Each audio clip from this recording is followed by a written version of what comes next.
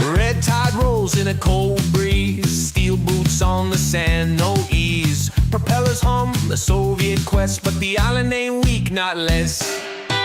Hot tanks roaring loud and clear, zombie hula girls, no fear. Tiki terrors rise, eyes ablaze, Soviets drown in the island haze. Island don't surf, island don't win, Tiki terrors won't let them in. Hot tanks make the ground shake, zombie hula girls, hearts won't break.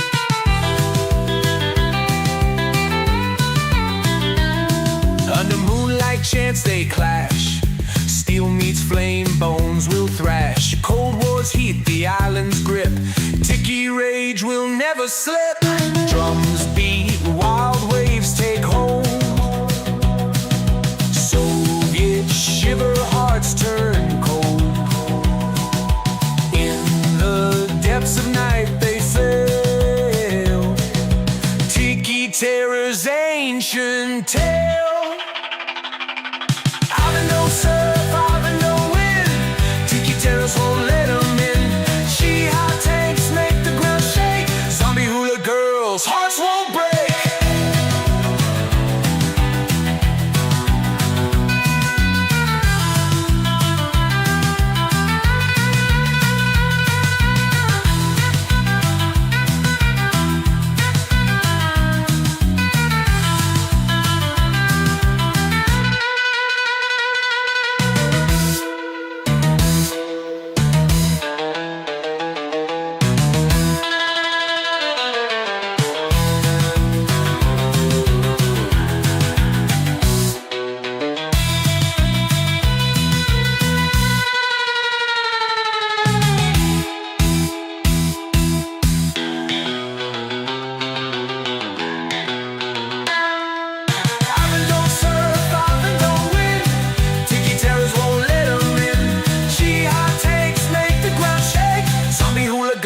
Hearts won't break.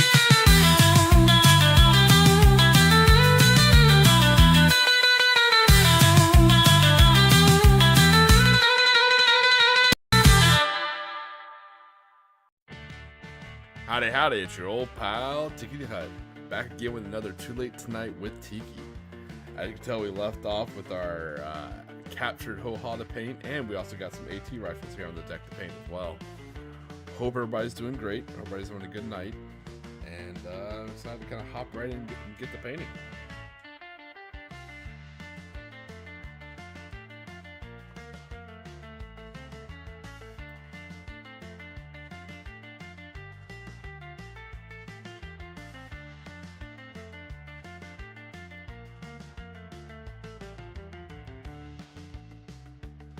Hey, how's it going, RK?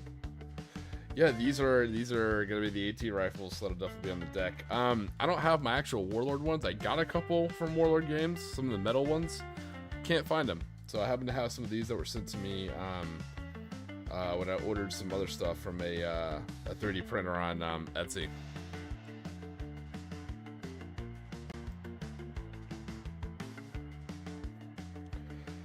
I mean, they're a little big, as you can tell. Like, they're a little thickly, a little chunky, but the scale's not too bad. Plus, they're actually pretty cool. And you can really see the AT rifle. You know, there's no question what that is, so.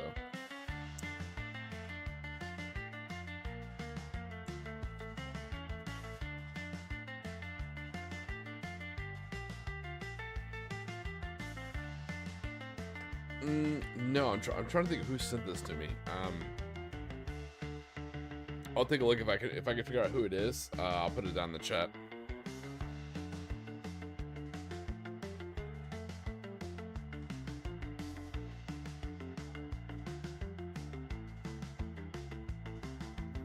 So like I said, we have our blue tape.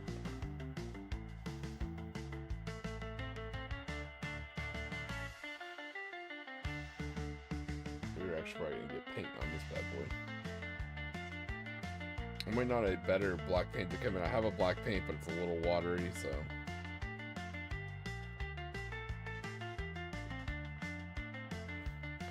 Other than that, what is everybody else working on? Is anybody else building or modeling, or maybe some people are stuck at work? Some people are stuck trying to fall asleep.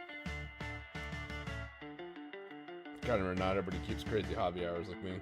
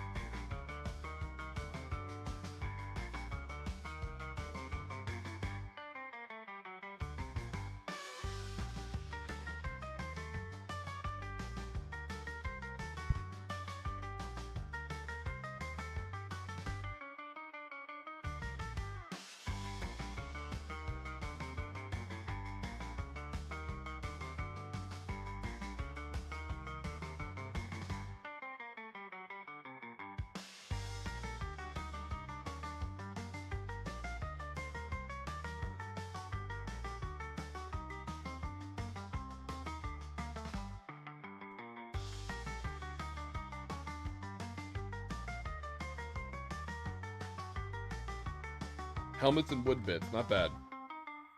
Yeah, when I paint, I still just break it down and do batch painting, you know?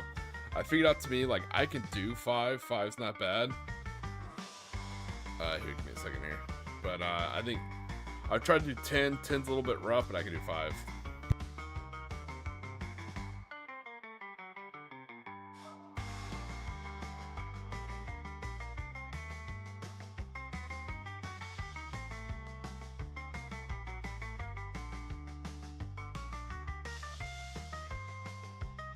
Yeah, it turns out 5 is my sweet spot.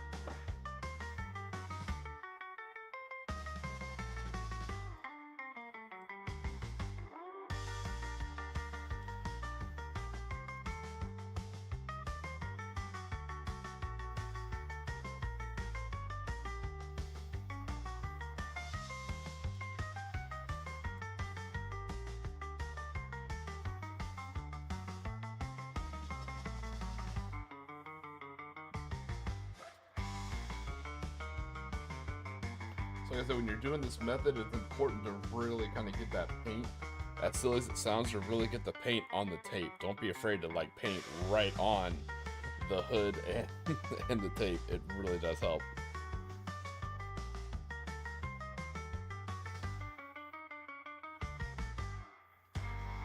Yeah, like I said, I've tried to batch paint 10. That's my limit. That'll make me go apeshit insane. 5 is what I can like healthily do and still keep my sanity when I batch paint. Like I said, it had to be like watching someone stream or watching like an old movie or show I've seen before.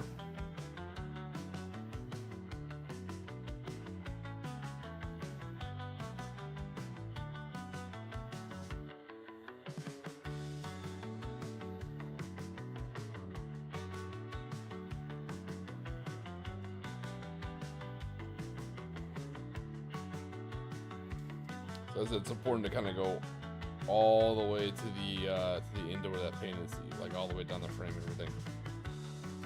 Like I said, it doesn't always come out perfect, but it gives you like a starting point. You can go back and kind of connect the lines how you see fit.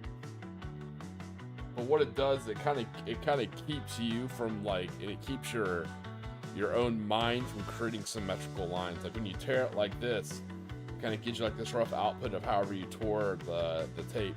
If you try and do it by hand, I don't know, maybe some people are better than me. If I try and do it by hand, it'll come out very systematically, because like my mind will take over and I'll make the lines like not evenly spaced, but you can tell, you know?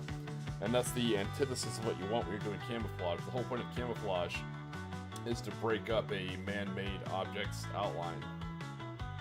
So if you're doing like the systematic, or if you're doing these man-made influenced lines, it's going to screw everything up. You're trying to like override your own mind.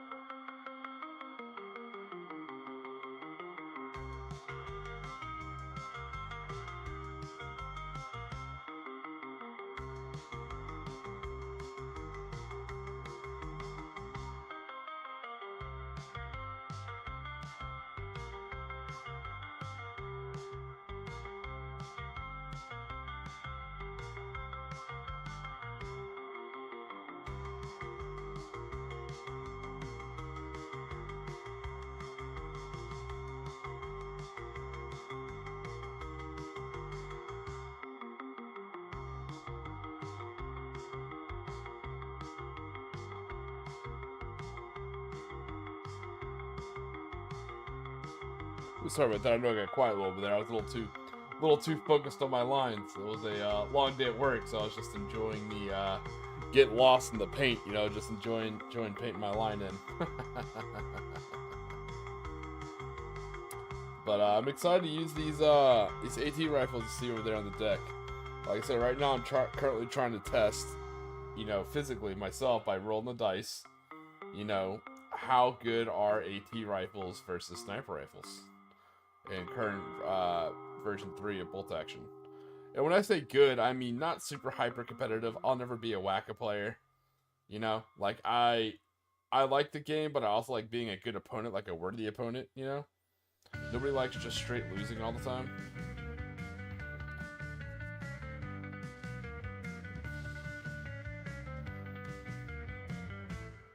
Like I want to be a fun challenge for my opponent. I don't want to get steamrolled, but I'm also not a wacka. I think it's like a fine line you gotta walk.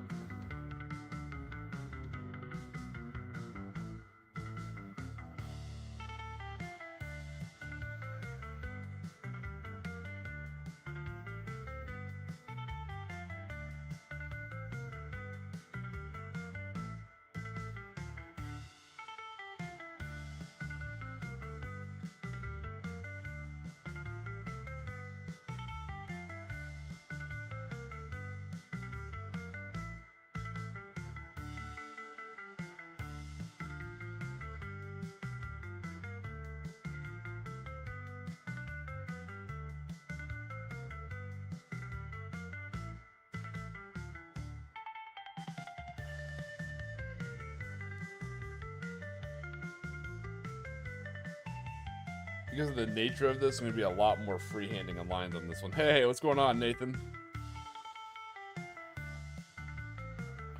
Now, it's funny you say that. On the video game front, a lot of people know I'm also a huge Fallout fan. So I recently started getting back into playing Fallout, and I'm going through a survival playthrough on Fallout 4. I forgot how absolutely brutally difficult that game can be on survival. I wish I'd saved the clip, but I had this absolutely awesome experience where I kept dying like 3 times in a row. So I kept walking from, because there's no fast travel and there's no saving other than sleeping in bed. So I kept walking from one settlement down to a store just to sell some shit, right? And coming back from this one merchant, I get jumped at the crossroads by a bunch of raiders. I kill them, then I get jumped by super mutants right afterwards. I was like, ah, son of a bitch. Okay, cool. So I had to reboot to where I saved last, where I slept last. I gotta redo the whole thing. So I walk down, I sell my shit, and I'm walking back again. And I'm kind of like eyeing this intersection, like, oh, what's gonna get me now? And I see this busted ass Mr. Handy come flip down the road, and it's like Mr. Gutsy model, a military one. I'm like, oh, let's see what this guy has. My character's super high charisma, you know, talk himself out of trouble. I had never seen this random encounter before, and I've been playing Fallout for an unhealthy amount, right? This Mr. Gutsy rolls up, and he's like, halt! He's like, I'm with the military government, and I'm here rooting out Chinese sympathizers and communist spies. He's like, identify yourself, and so my character, you know, it's like, I'm absolutely not a communist spy. The robot out of nowhere goes, 70% of all communist spies that have been captured said they were not communist spies. I find your answer unconvincing. It's like background check failed. And it just straight up domed me right in the head with a fucking one shot. Just dropped my character in the middle of the street. I had to reload for my save all over again, but I wasn't even mad. I thought it was one of the funniest like situations I'd seen in Fallout. I played the game for years. I'd never seen that happen before. It was absolutely hysterical. I was like, he's not wrong, I guess. 70% of captured communist spies said they weren't communist spies. I mean, his logic is not faulty.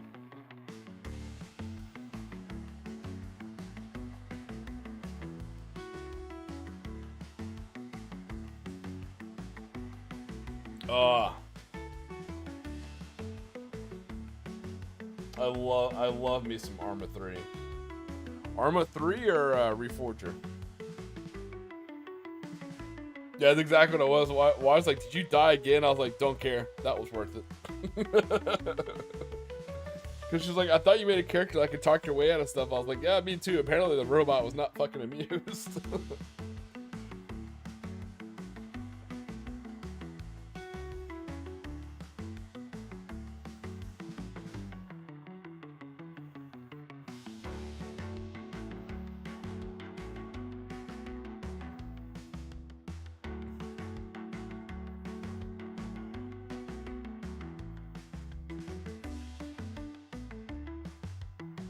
That is impressive. Oh yeah, I love Arma 3. A lot of hours in that as well.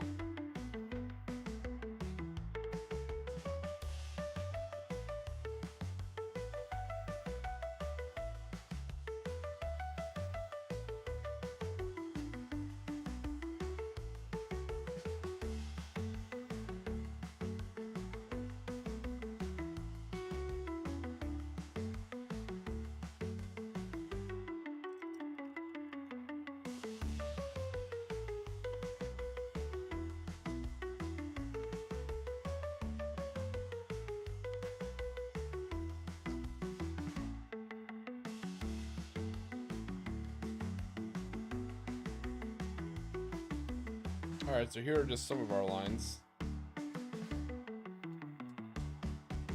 Not too shabby.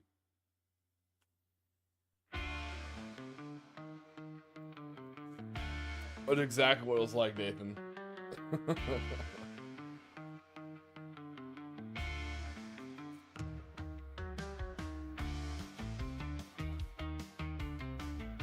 Yeah, if you're a fan of Dark Souls and you like Fallout, if you haven't played Fallout 4 on survival difficulty, it's really good. I'm trying not to do a Brotherhood of Steel playthrough because I say you can't fast travel, so therefore like riding inverted birds is very convenient.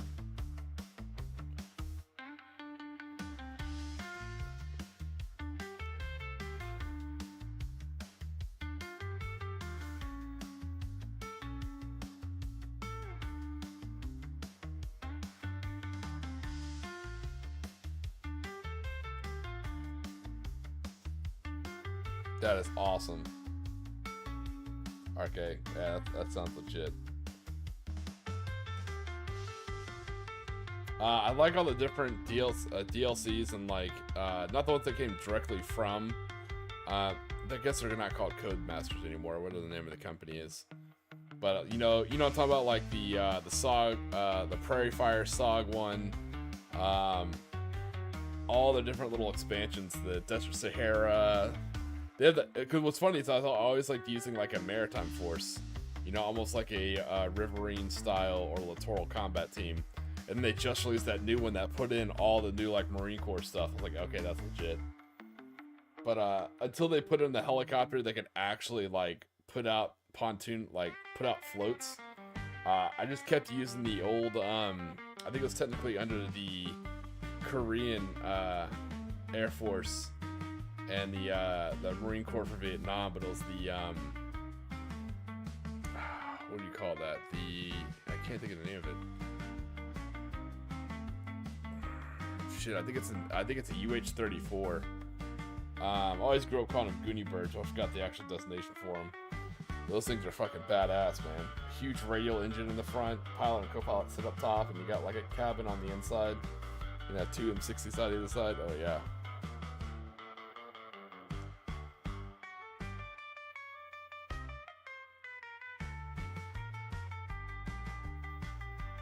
I feel like the only map I play on, like doing like mission editor and with my buddies, we always just play on the Tropical Island map. That's always our go-to. We took our time and made like a whole straight up GLA faction, like with the trucks and everything. You know, they're all wearing like throbes and like green scarves and shit like that, dude. It's awesome.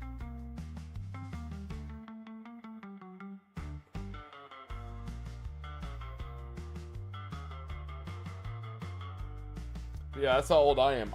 That's why I said Codemasters. I remember when, what was it called?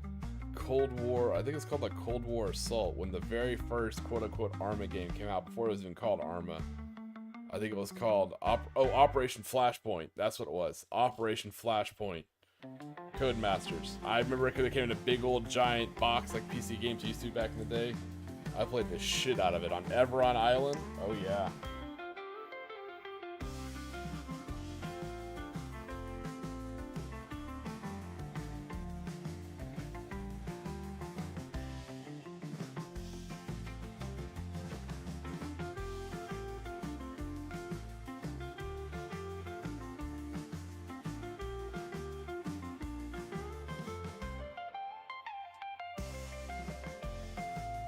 Hey, what's going on, 21? What are you up to this morning? You painting? You hanging out? You working?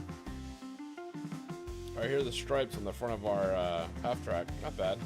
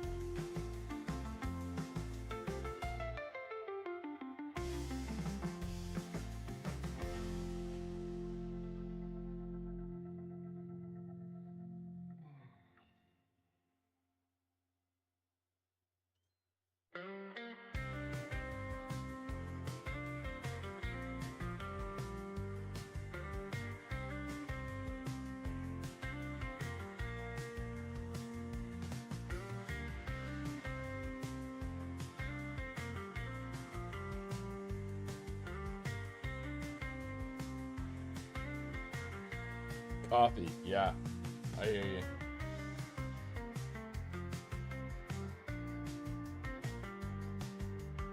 I would. I just got off work myself, and I do have to wake up crazy early to go do a big public event. Unfortunately, early in the morning, so I gotta make it through the stream with no additional caffeine, so I can rack out right afterwards and then wake up a few hours later.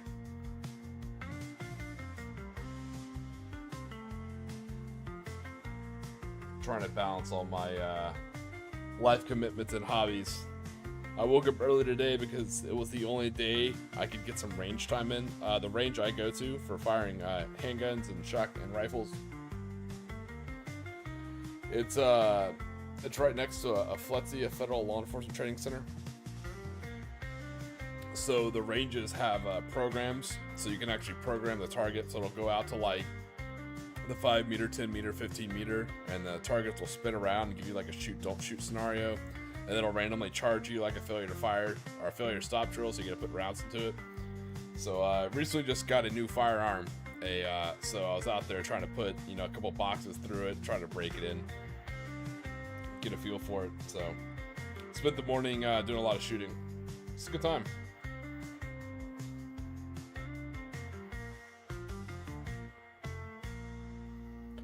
I am a floating tiki mask of many hobbies.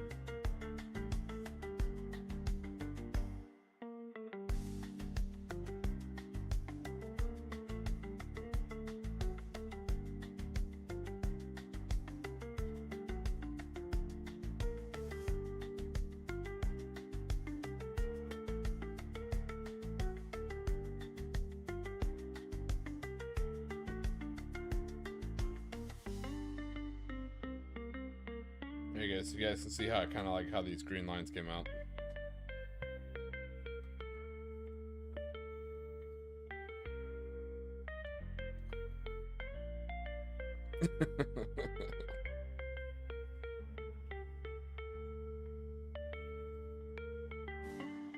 Yeah, I feel like this soundtrack of like songs I made using an AI one day is gonna get picked up by like a cheap shovelware Steam game or like by a Weather Channel somewhere. I wouldn't even be mad. I'd be like, yeah, man, go ahead, knock yourself out.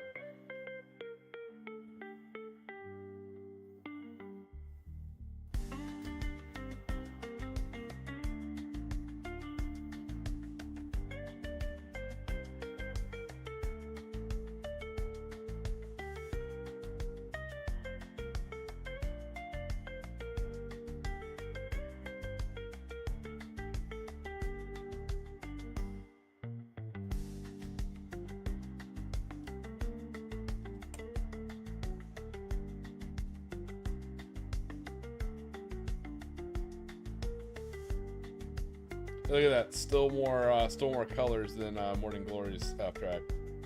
How about that?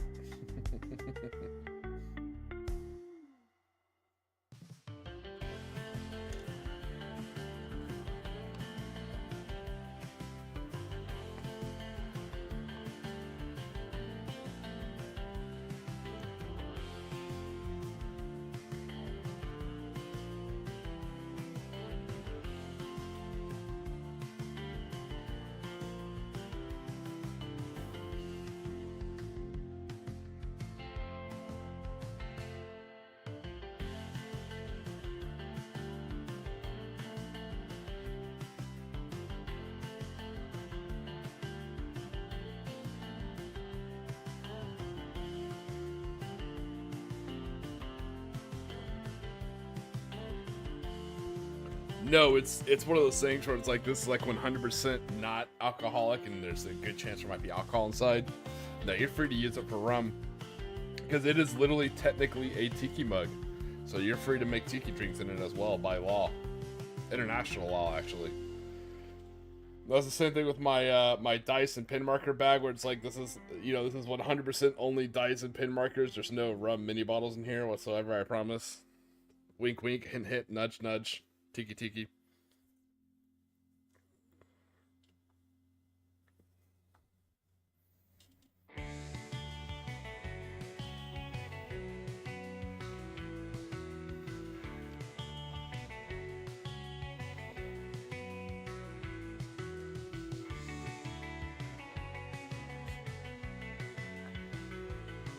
Buffett law, absolutely. Hey, what's going on, Trooper? Looking forward to our game on the 22nd, buddy.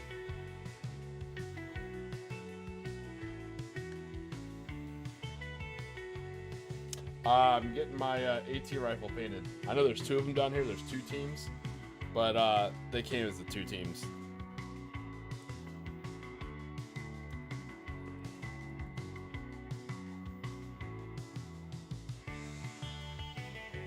Yeah, so there's another channel out there. I don't know if you guys know this. It's called Pulp Alley. They do a lot of pulp stuff. Makes sense, right? But recently he put out some videos talking about two of boxes that I really enjoy. He was talking about the Aztec box from Wargame Atlantic, and he was also talking about the Tribal box from Frostgrave Ghost Star Archipelago. And both of those are very, very phenomenal, very tiki, you know. I use the Tribal box from Frostgrave Ghost Archipelago. It comes with 28mm tiki masks, and those here I'll show you. Those are what I use.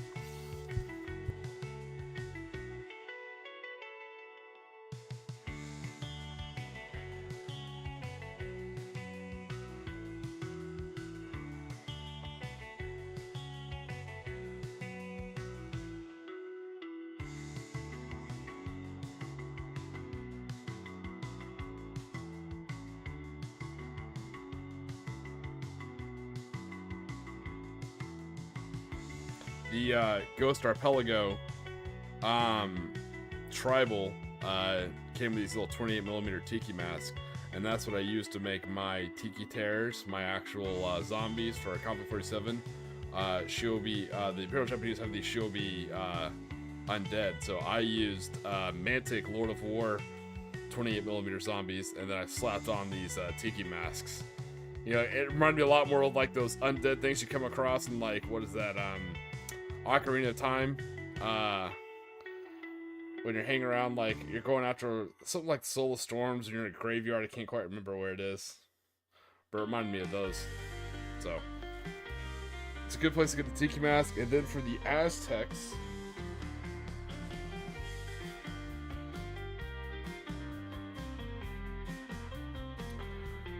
I'm also using the Aztec box to make my, so I don't use bamboo spear fighters. I use militia, because only for like a few points extra you can give them a rifle.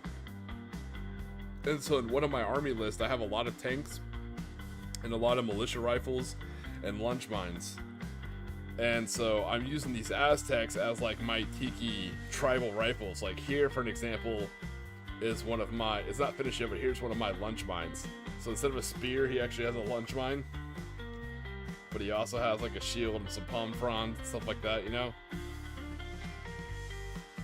So as you can tell, yeah, the Aztec box, I think it's great. You want to make like kind of like some tribal Tiki rifles, you know, to go along with your other guys. Yeah, Wargame Atlantic's Aztec box is phenomenal.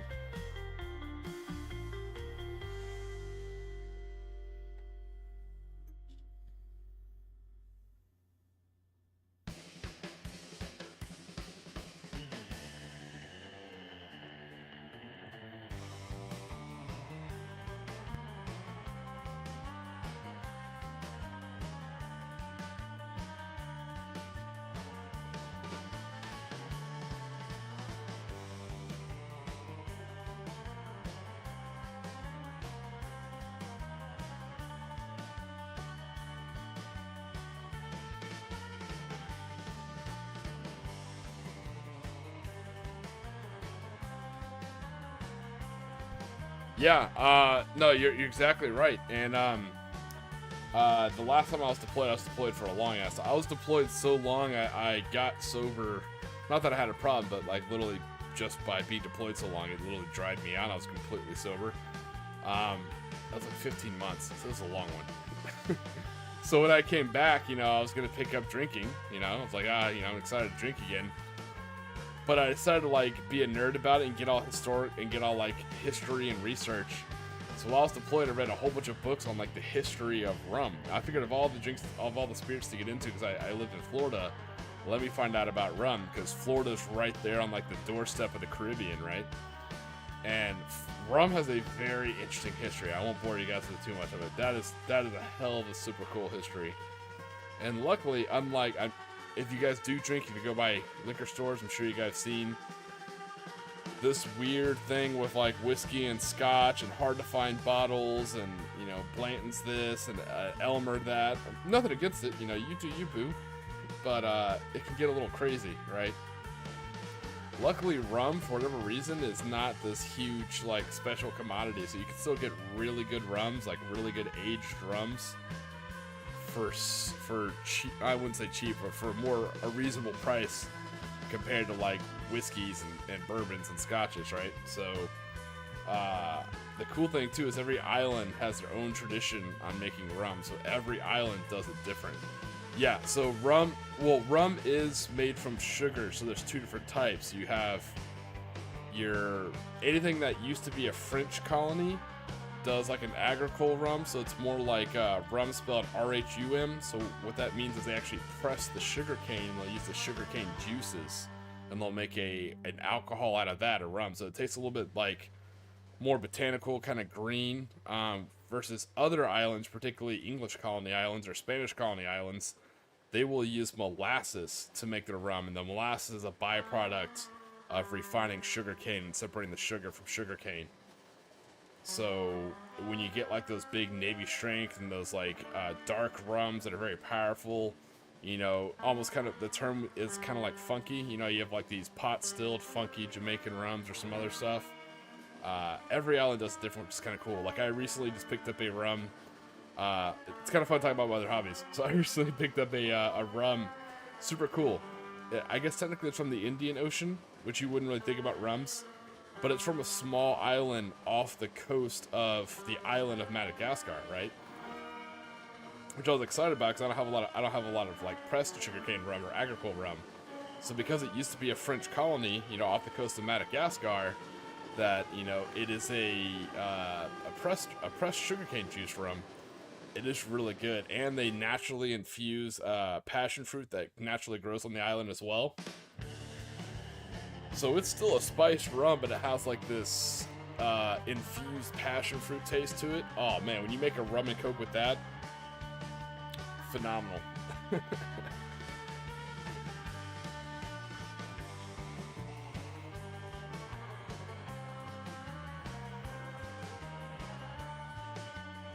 Yeah.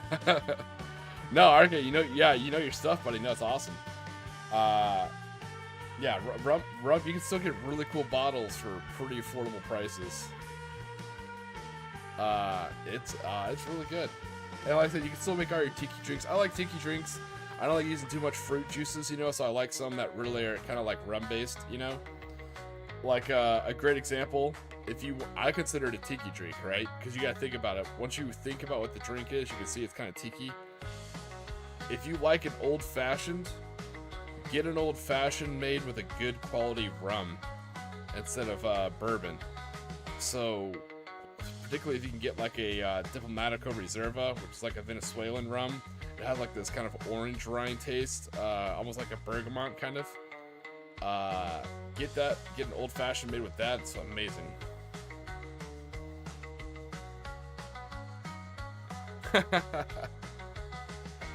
Yeah, hey Nathan, no worries about it, buddy. I appreciate just you talking about it. It's awesome. Don't even worry about it, buddy. Hey, shoot me your address and I'll send you something, buddy. Cause you've been a huge supporter, so I'll send you something from the store. Just shoot me your address, Nathan. DM it to me and I'll send you something. I've tried to send something to people in the UK. I don't know if they're getting it or not. The shipping is kind of weird, so we know how it works out.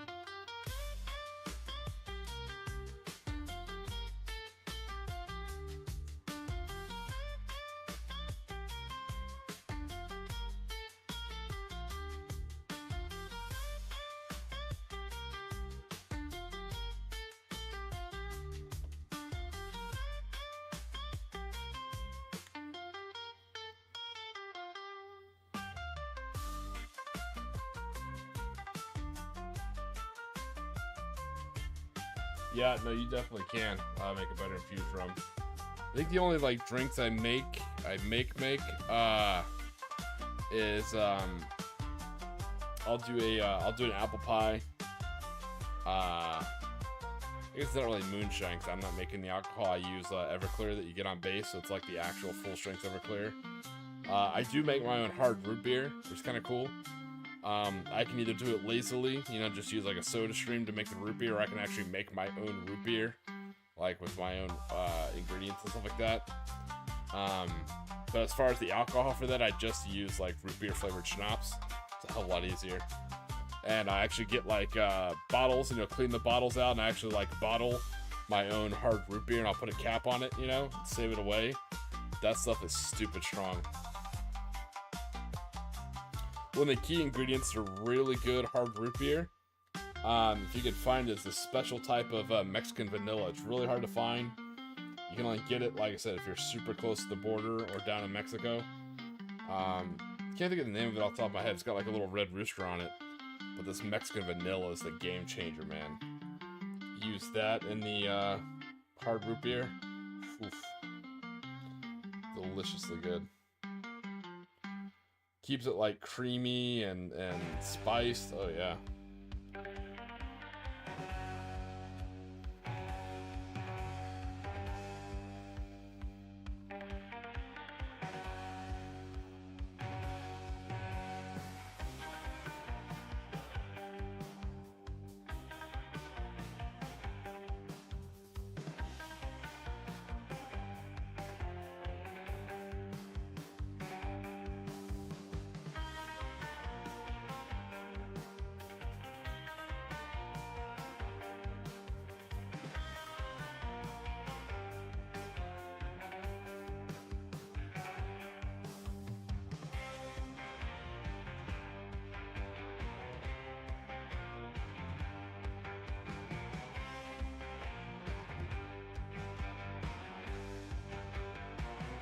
Make a really good margarita.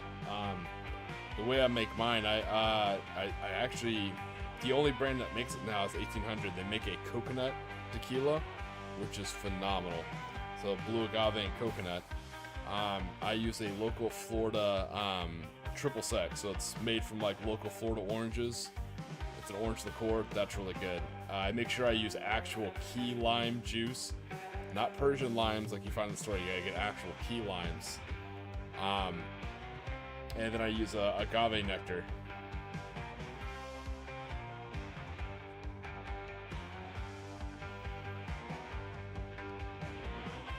The other thing is I also put in a blue curacao as well. I do it not just for the orange flavor, but also for the taste as well. And so it actually, and not just the taste, but also for the color. So it actually comes out like a blue margarita. And then like to prep the glass, like on one side, I'll put a mixture of toasted coconut, you know, on the side of the glass.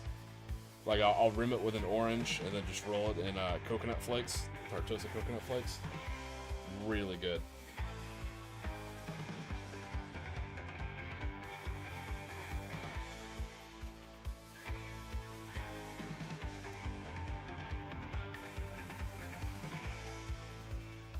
The best thing is I make it in a giant pitcher. I'm talking like one of those, you know, like when if you're growing up like in the 90s, something your mom or grandma would have made like Kool-Aid in, like a big ass pitcher, you know? So I make it a big old pitcher like that, chock full of ice, and I'll let it sit in the fridge, you know? And I'll drink on it, but I'll drink on it over like a day or two. And the more the ice melts, like the more it just kind of, oh, it gets better the next day. The first day, I like it, but it hits a little hard, you know? The wife's like, I'll start drinking it the second day once the ice kind of melts and waters it down a little bit. That's really good.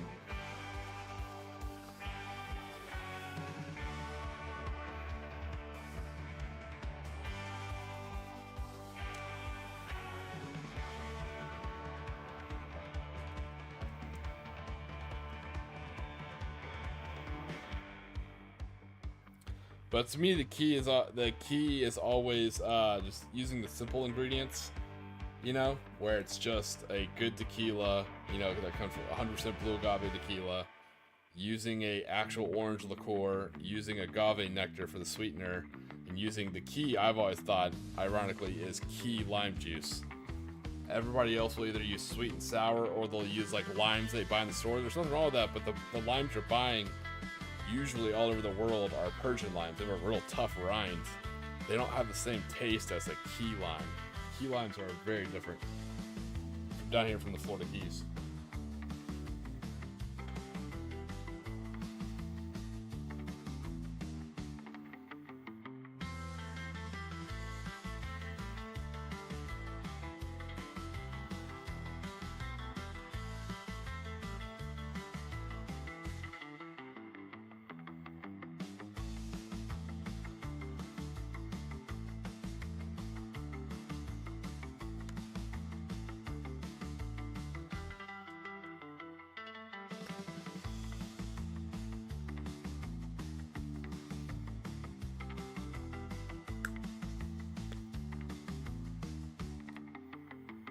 That's actually what I'm drinking right now. I said that's why I'm relaxed after work. I'm just having super simple Diet Pepsi and that African rum I was telling you about. I think it's called Star and Key. It's really nice. Like I said, it's just a spiced rum aged a couple years, and some sherry cask, and it's naturally infused with passion fruit. So it kind of gives like a almost like a grenadine style taste to it. So you don't even need to add the grenadine. So it's just Diet Pepsi and this rum. It's really good.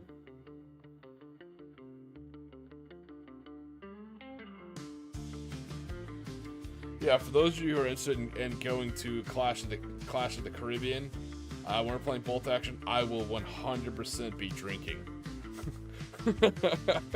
That's the best part about the cruise is you don't have to drive. So as soon as you step on I'm talking second, especially that cruise. The one I went to on Margaritaville at Sea, the ship was clean, it was nice, everybody was super friendly.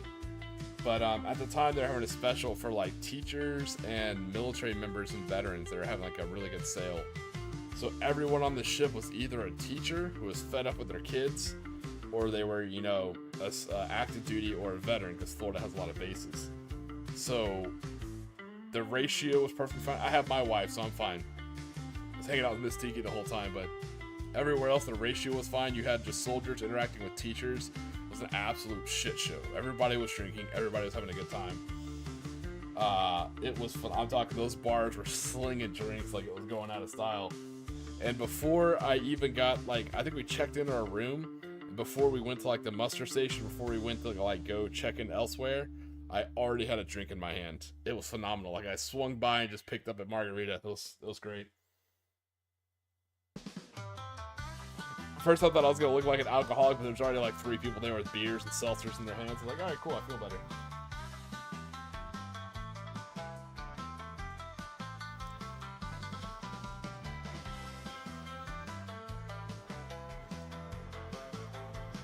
That's the only downside to our meetups and games in Warp Fire Ocala. I think one day I gotta get like a hotel out there, you know, so I can just like Uber and just drink and hang out the whole time. That's the only downside. I have to drive like an hour and a half there and an hour and a half back. So I can't drink, sadly.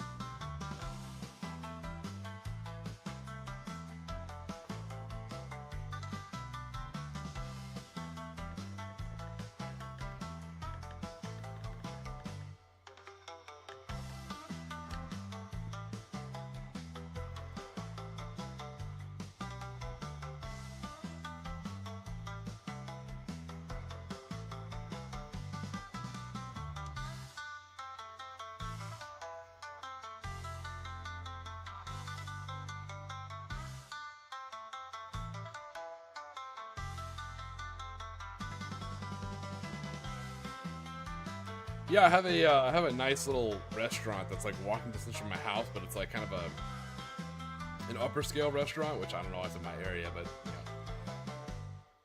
Across the street from me is a very wealthy golf course subdivision, you know, so I think they go there, but they have decent rum, but it's like, I don't know, it's like a dress code. It's like walking into like a country club kind of thing, so you can't just like walk in board shorts, flip-flops, and a Hawaiian shirt.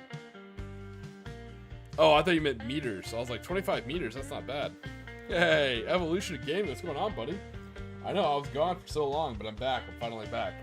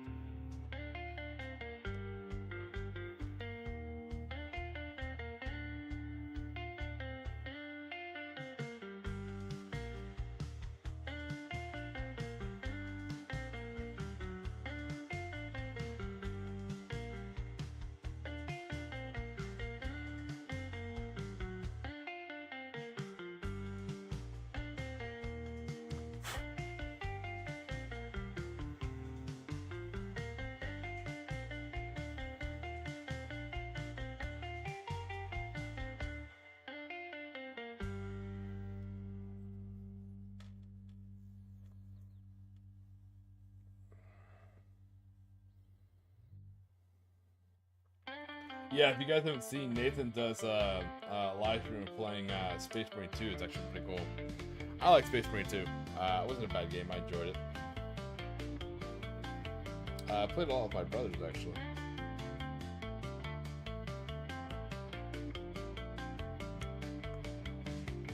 So lately I've been playing a lot of Fallout. I've been trying to play some Strange Brigade, but nobody ever plays that game. So like the one good thing to come out of Reddit is like the Strange Brigade group, because we're actually like trying to like meet up and find times to play together. Such is the life of playing a dead game, you know. Because it doesn't have cross support, so PlayStation can't play with Xbox, Xbox can't play with PC, you know, that whole thing.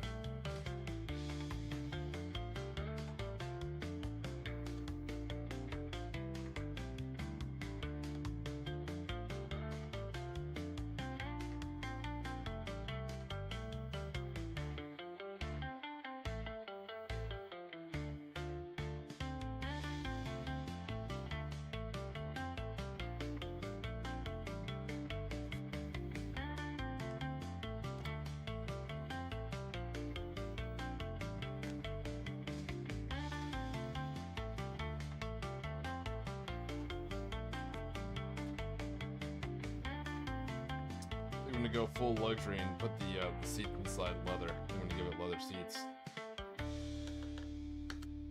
We rolling in style.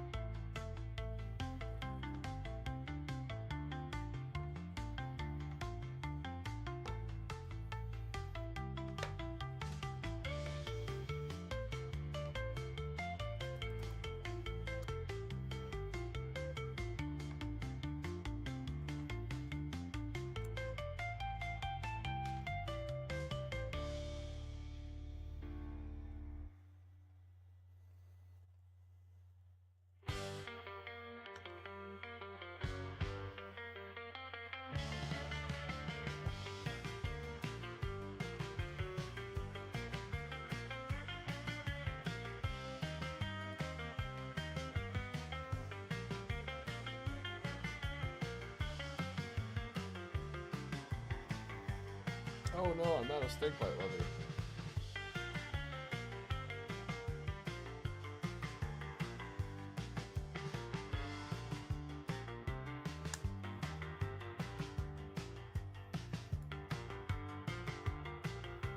Oh, that's not good at all.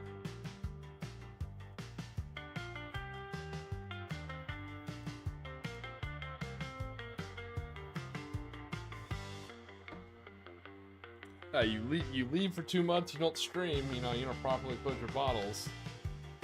Luckily there wasn't much left.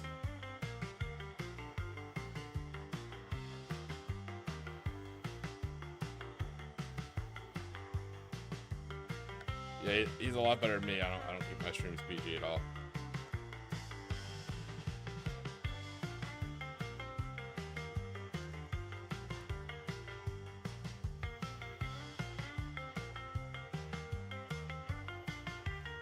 I'm trying to find out what I can paint because I'm slowly replacing my paints that I didn't fully seal that dried out.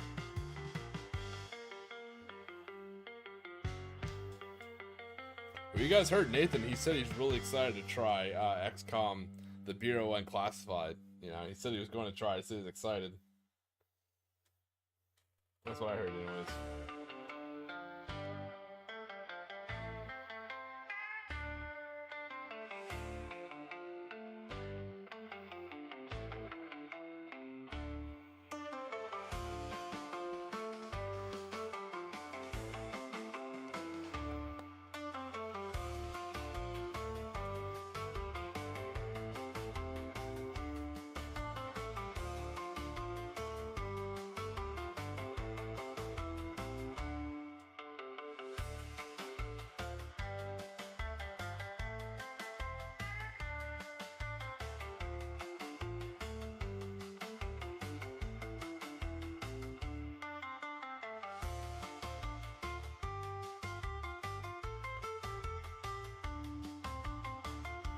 I guess the seats on the inside should be more canvas and not leather.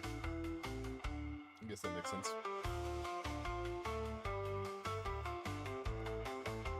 Calling me productive is a bit of a stretch, Squid. I appreciate it.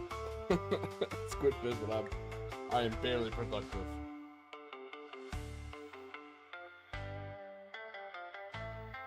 I was going through taking note of the bottles I failed to close before my 2-month hiatus, and all the bottles I gotta replace now. I am my own worst enemy.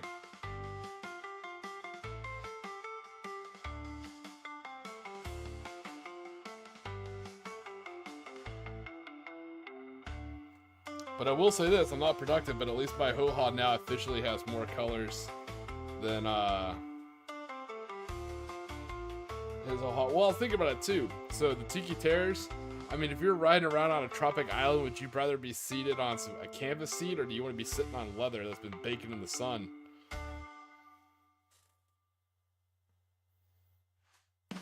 More importantly, you know, as the ancient philosopher once said, you know, 4 doors, more whores. If you're rolling around a half track and you're trying to give some local honeys a ride, you know, and all they got are grass skirts, you're not going to want to sit there bare legs down on some leather that's been roasting in the sun. You know, they're probably going to want some nice, cool canvas seats.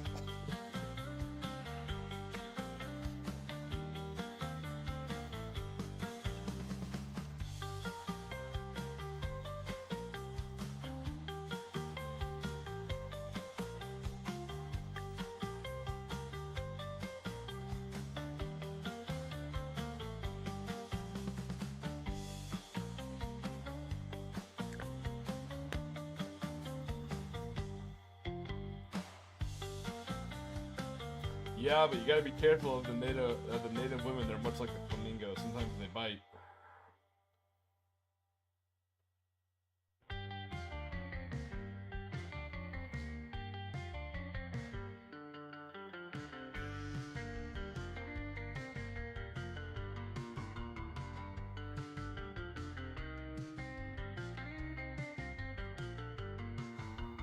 Besides, they're zombie hula girls. You kind of don't want them in your lap.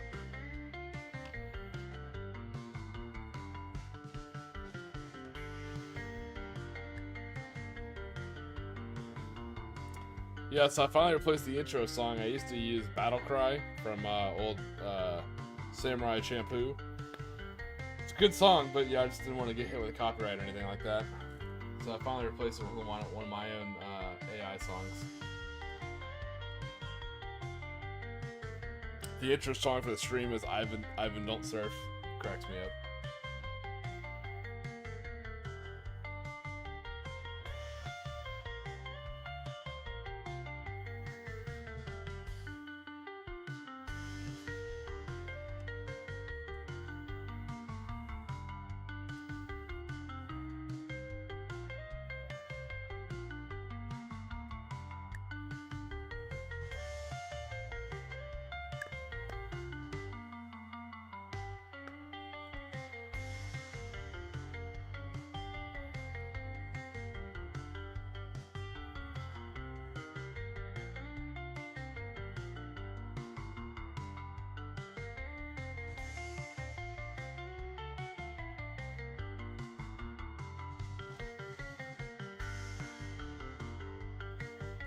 Well, how else are you supposed to deliver them to the battlefield other than in the back of a party wagon like this?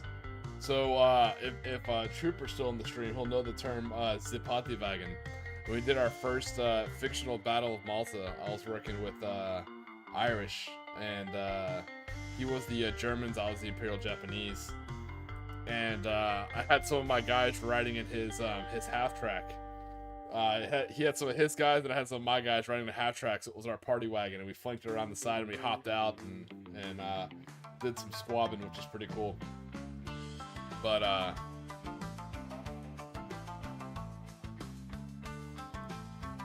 so that's why I call half track party wagons. But yeah, man, if you gotta deliver the zombie hula girls to the front, might as well use a half track.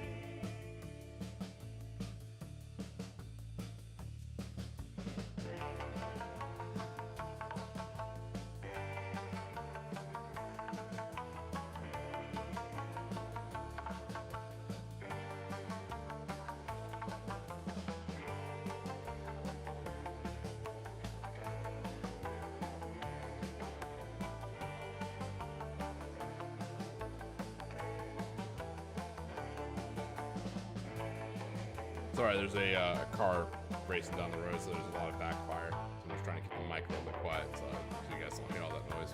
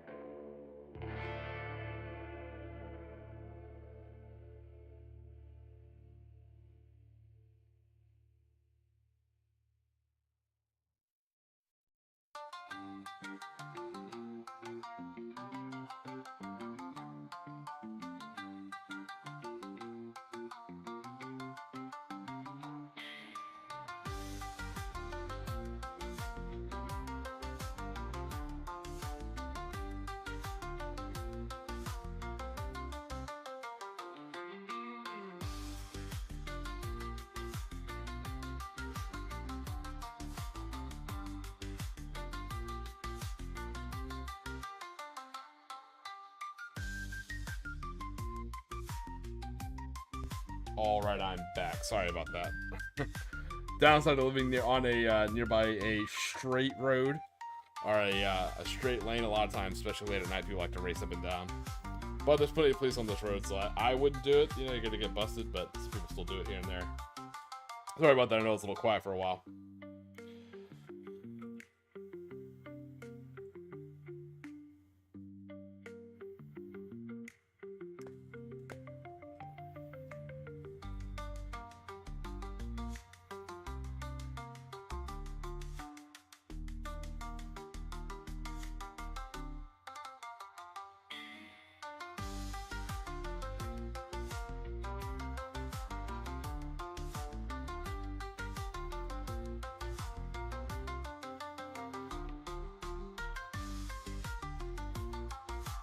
What are you looking to do as proxies for your Toroxes? Like straight half tracks, or are you looking to do like a are you just gonna do like half track? Are you gonna use like the box centered Torox and just turn the Torox into a half track? Or you always thought the Toroxes looked better as half tracks. I think the treads in the fronts of the Toroxes always looked kind of weird. I feel like, especially for like the feel, they really should have made the Toroxes half tracks.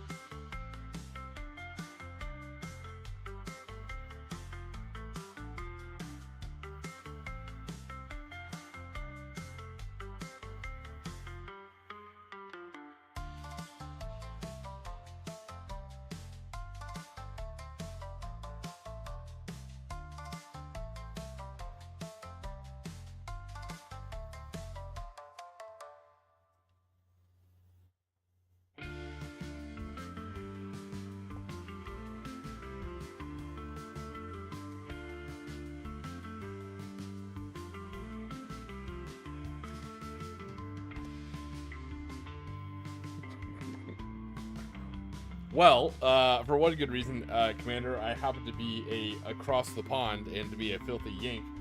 I don't think GW employs filthy yanks, particularly not at headquarters.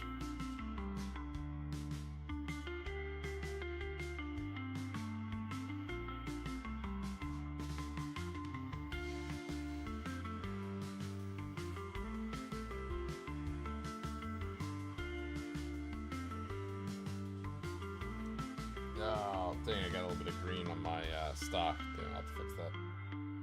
Sorry, trying to get these canvas seats in.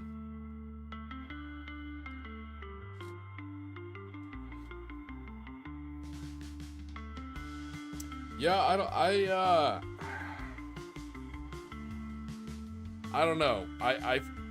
My idea, again, I don't know anything about marketing. I don't know anything about modeling. I'm just random dude, right? If I was GW to fight this 3D printing, I would go back to the push fit models for the guardsmen. And hear me out. I would do push fit models for the guardsmen, and I would make like some of their rifles one-handed. And then what I would sell, with the push fit, like some of them are at port arms, and some of them would have, like, 3 of them would have like a rifle in one hand, and then like another hand pointing, right? Something simple, right? Something you could do as a mono pose very easily. The reason why I'd have one hand pointing and one hand carrying a rifle is those hands are easily chop-offable. And I'm not talking like Aladdin stealing in the market, chop-offable. But then you sell a whole bunch of different regimental sprues, right? So you have like a Catachan, not even a Catachan. You'd have like some of the other ones, like a Kevlar, what is it, Savlar Kimdog one, right? So imagine you have your push fit guards, you have your push fit Cadians that are pretty cheap, right? And they're either at port arms, or one of them has like a last gun holding in one arm, like at trail arms, and he's pointing with his right arm, and he has a head, right? But they're easily cut offable, and then you buy these like Savlar Kimdog upgrade sprues, right? And you literally chop the head off. You put on like a chemical helmet, a gas mask helmet, and then you can cut off the two arms. Or one hand is holding the rifle, the other hand is pointing, and then you can literally just swap in, whatever you want straight from the sprue. So you sell push fit Cadians that are easily kit bashed, and then you sell every single regiment in the Imperial Guard. You sell a sprue for each one. And you can jack up the prices on the sprue. Most people wouldn't give a shit about that. If you make the push fit models cheap, but you make the sprues a little bit more expensive, I don't think anybody would bitch. They'd be like, okay, yeah, sure, whatever. I don't give a fuck. Like, oh, okay, yeah. Think about it. You could have like a Elysian drop troop sprue, and those are a little bit more expensive because they also have the grav shoots. You have a grav shoot that goes on the back. You have the Elysian pattern las carbines, and then on the other one you could have like a smoke grenade or like a landing flare, Super easy, very modular, very easy to kit bash. You can just chop off the head and just chop off the hands and put on other hands that hold different stuff. I would sell the sprues for like not stupid expensive, but like for a good amount, and make the push-up models cheap. And the push-up models come in like, you can get them in a box of 5 or a box of 10. Nothing too crazy. That is how I would fight 3D printing. Thank you. Yes, you know exactly what I was talking about. That pattern last gun. The little bullpup. And same thing, you could also sell special weapons in the sprues as well. Your plasma guns, your grenade launchers, all sorts of stuff. Because remember, all you're doing is just chopping off the hands. Chop off the hand and boom, there you go. Same thing, you could also have, and like the right hand, where like originally on the model just comes like pointing, like he's just pointing at something. When you chop off that right hand, you can have a right hand that's like holding an ammo can. That could be a loader for one of your heavy weapon teams. But yeah, think about all the regiments. Because like I said, if you just have a Cadian body, I'm talking just the pants, the vest, or the flak jacket and the arms. you can build a shit ton of regiments off of that. Even the Talaran Desert Raiders, you could have like a desert head, you know, with the schmog and stuff like that. Like all the robes you could put like a cloak on them, you know. You glue the cloak down and you glue the scarf head on, and then you could put like a dagger, you know, or a God, what's the term off the top of my head? I can't think of the name of it. But you could have like his little dagger in his right hand, or like a scimitar in his right hand, and like a lasca in his left hand, and boom, you have a Talaran Desert Raider. And you could do all the old regiments that just don't get enough love, like the Warhawks.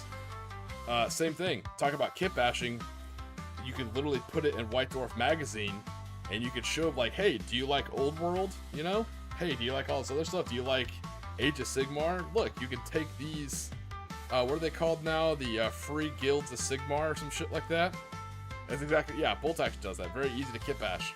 So you could take like your, what are they called? Like the Guilds of Sigmar. You know, like your crossbowmen, your riflemen, your man-at-arms, your swordsmen. You could take those helmets and those hands, you know, and kit bash those with your push-fit guardsmen. Now you have Feudal Guard. It's super easy. I said Games Workshop would make a fucking killing. Sell push-fit guardsmen, particularly, and sell a couple that have, you know, a weapon in one hand and something stupid in the other hand, and their head where it's all easily chop-offable, and kit bashing and just sell shit tons of regimental sprues. And they can drop, because you know how GW likes to drop feed shit, or drip feed. They can just drip one out, like every 2 or 3 months, drop out a new regiment, put out a whole little video about it, you know, sell the books at the same time, you know, make limited edition book. Oh, dude. License to print money.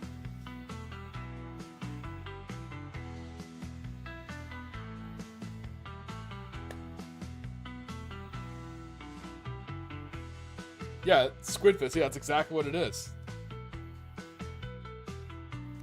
And if they want to get special about it, they could even, you know, they could even sell it in like box deals. Like a good example would be like, this is, you know, Steel Legion auxiliaries. You know, it's not still full Steel Legion, but they have the skull gas mask helmets, you know, but they're still wearing Cadian style uniforms. You know, but they could sell a lot of Steel Legion sprues to kind of convert them a little bit to look like it. But they could also sell, like, you get 2 sprues and a Torox, or 2 sprues and a Chimera, you know, for like a couple bucks less. So it's like a package deal, you know, same thing. When they drop the Elysians or the Warhawks, you're like, hey, get a Valkyrie and 3 sprues for, you know, like a couple bucks off, but you buy it like in one big package, you know.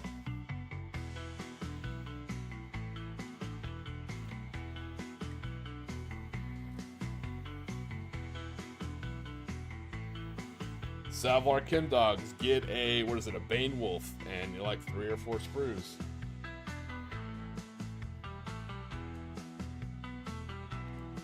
Last Chancers, they could have one where the heads are all shaved. You know, they have scars, and on the hands they have like chains, you know, like all their handcuffs, chains and stuff like that, you know.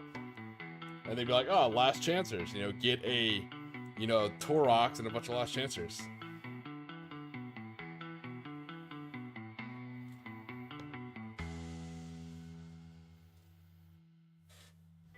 And think of the social media engagement. It's like, hey, show us your best custom regiment. You know, show us what you got. They can even do voting things like vote for the next regiment to be dropped.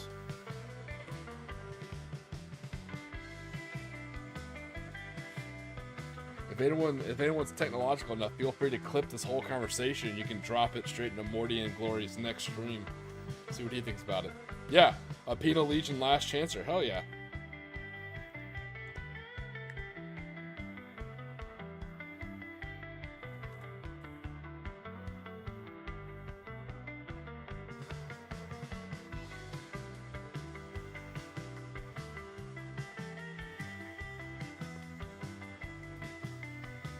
But the trick is let's be fair. Imperial Guardsmen, they also love their vehicles. So what I would do is just like, you know, I would put out deals where you sell the corresponding vehicle with a whole bunch of the sprues as like a package deal. You can also sell them independently, of course, but that's where they can make their money. You know, you sell like 1 Torox, you know, a Torox, a Commissar model, and like 3 Penal Legion sprues. You know, and then they can just buy the push fit guys on their own. And you sell that as like a whole little package deal online and just make a fucking killing. Yeah, GW's like, shut him the fuck up. Hold on, guys. Someone's at the door. I think it's the Pinkertons.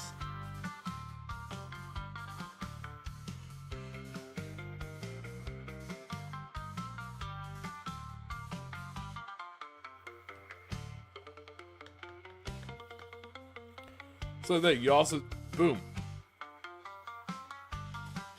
You can also do like Inquisition, you know, or PDF.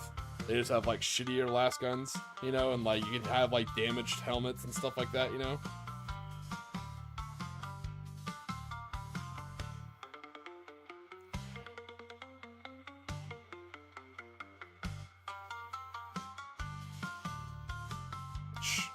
Naval Armsman, you could do a Naval Armsman sprue. You just sell shotguns, you know, and like helmets with face shields. Boom. Now they're not Naval Armsmen in their full void suits, and they don't take away from the sales of those because I know it's their own box set. These are just like regular Naval Armsmen on the ship, not in their full-on void suits.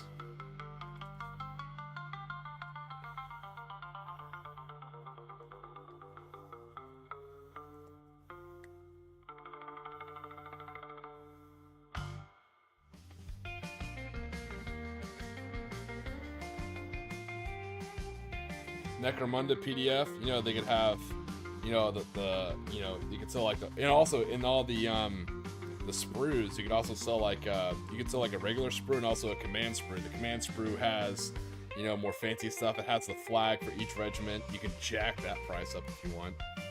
You know, so like the Necromunda one would have like the spider and shit like that. All the guys would have like tattoos and like buzz cuts and like a shit ton more auto pistols. Oh yeah.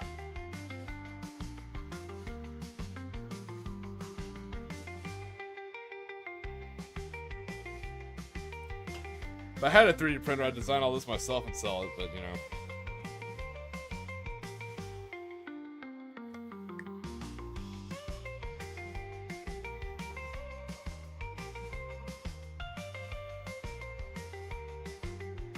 And then, of course, how can I forget the two most important sprues?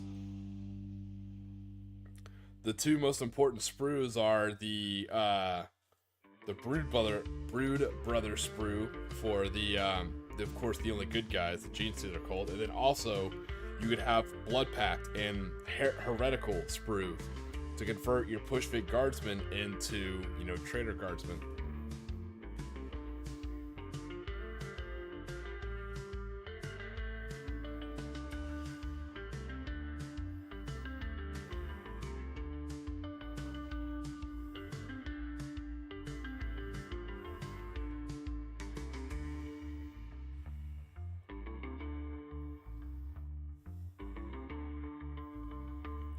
Yeah, cheap push fits with, you know, easy to chop off hands and heads and just shell shit tons of sprue, man. Jeez, it's really been money on the table. This way you can build whatever you wanted, you know.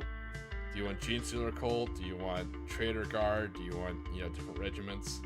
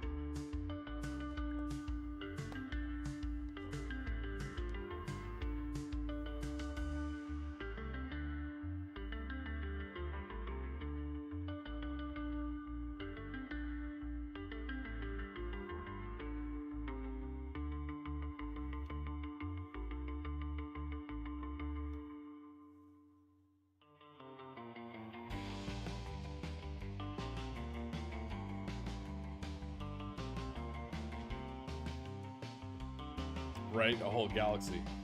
Oh yeah, you can do all your tribal guardsmen too. You know, all sorts of like axes and like scalps and shit like that. And you know what? That's how they make their money. I'm not gonna lie, I do like Warlord games, but I'm a huge advocate of War Games Atlantic. With the exception of their werewolves were a little too small for what I needed, but so far that's the only box I bought that I wasn't 100% satisfied with, and that's more on me than on them. But all their other stuff is just absolutely amazing for kit bashing. Huge fan of War Game Atlantic, can't speak highly enough.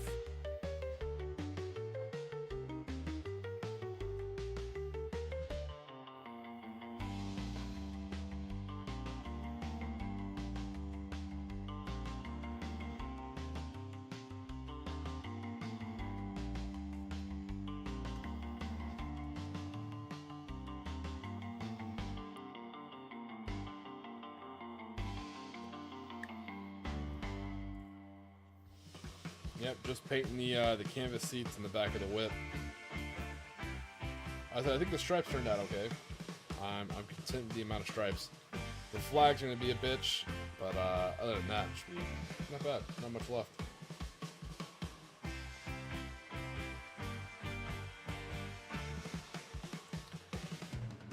Yeah.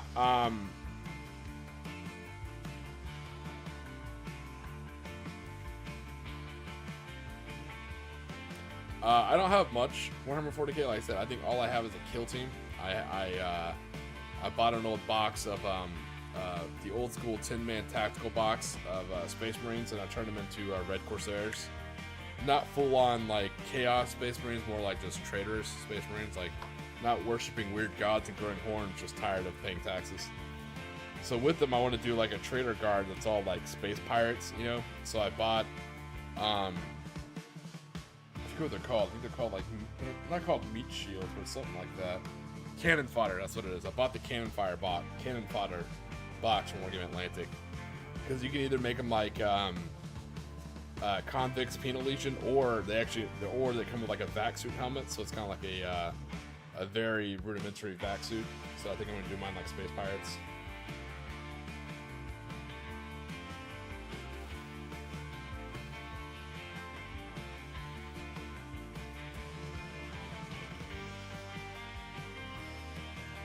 I like the lore of Warhammer 40k.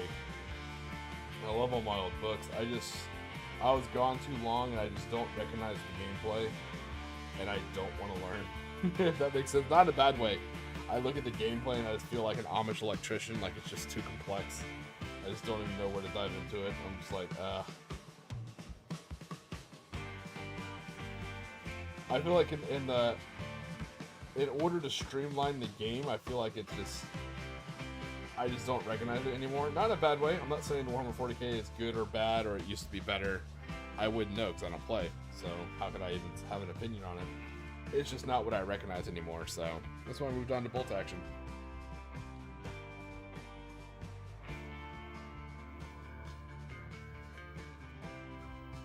Yeah, that's true. Yeah, I'm very familiar.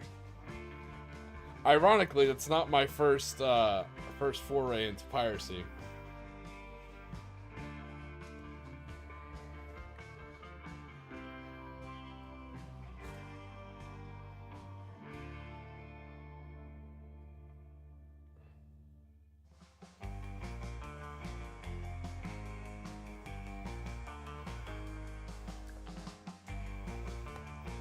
Now I can, to be fair, Squidfist, I can even see it in the books and the lore. It's just changed, and it's not a bad thing. I can't tell others to be stuck in what I thought was cool. That's not fair to them.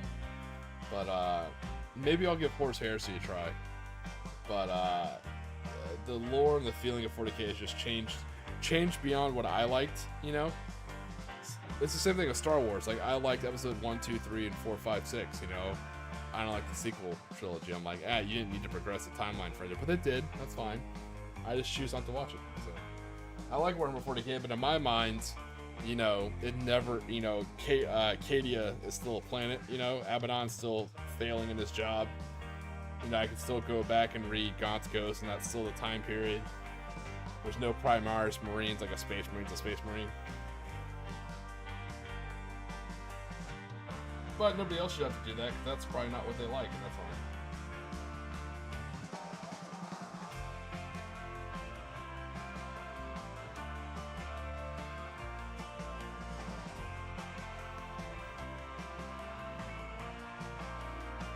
Nice. Did you get the Bolt Action German starter or Conflict 47 German starter evolution?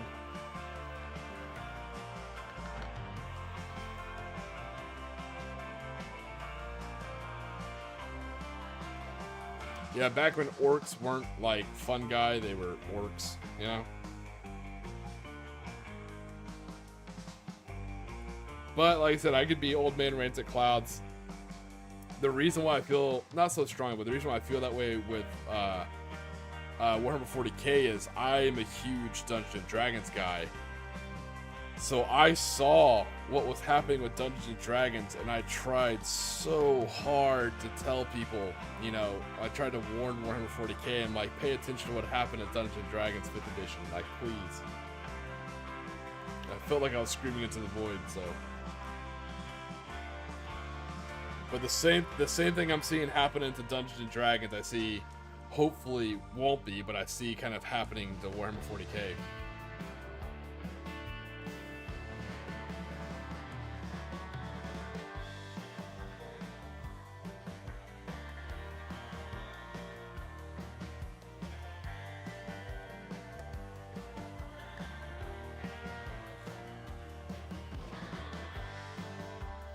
Well, nice, Evolution. I'm excited for your starter kit to come in, man.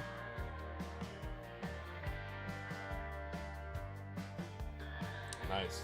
Yeah, so that's the weirdest thing about Bolt Action. I think because it's a little bit more cost-effective than some other tabletop games.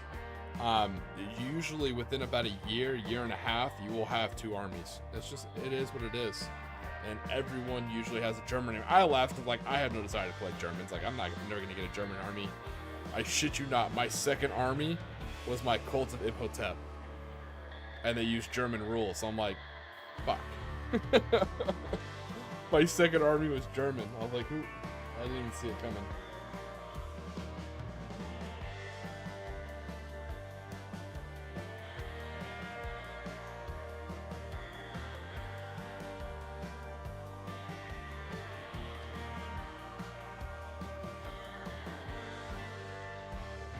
Yeah, I have an old world army. I just need to sit down and paint Squid Fist. I have maybe about 1,000 points worth of Empire. I just gotta sit down and paint them all. But I have so many other models to paint. I have these guys to finish up with. I have a lot of my Fallout models. Luckily, I don't have to paint my D&D models anymore, but I have a few more board games that I have to paint the models for. Like, if you're in the board game Fortune and Glory, I gotta paint all the models for that.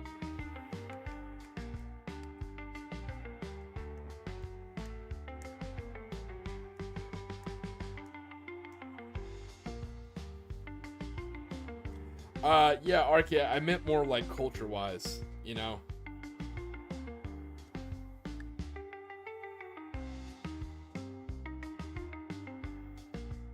Where D&D, it used to be kind of like, however you want it, like, we'll sell you the bare bones, you know, in the books, and then you can take the books and make whatever you want and run it whatever way you want. But then lately, over the last, I want to say, it didn't really become apparent until they did the whole Curse of Strahd revamping, when they literally went back in and changed stuff. And I'm not saying the things they changed weren't good things to change. That's a political thing. I don't do that. Everyone's entitled to their opinion if they're an adult. That's fine. But to change the book, you know, and be like, this is what it is going forward, that's a little weird. I'm like, we're all adults, you know, or we're all people who can read. Anyone who can run D&D is someone who can read.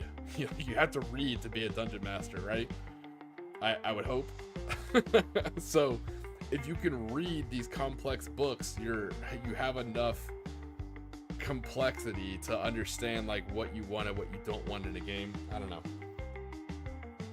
I felt like Dungeons and Dragons ever since the revamping of Curse of Strahd, it's kind of, instead of giving you the tools to play the game, like, hey, here's a toolkit. You know, anyone who remembers older video games like StarCraft, like when OG StarCraft came out, like, hey, here's Mission Editor. Hey, here's a developer toolkit. Make your own stuff.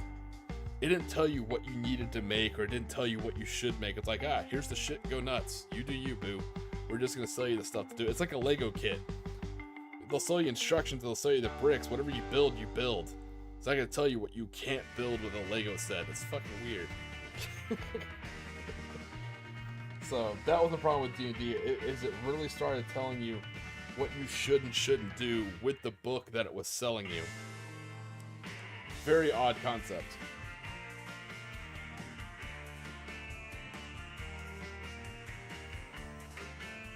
I don't know. I'll get off my soapbox. No more Tiki ranting. I'm sorry. Old man yells at clouds. My bad.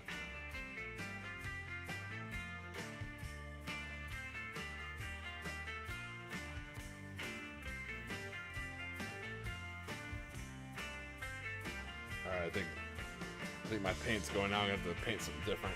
I think that paint's cooked.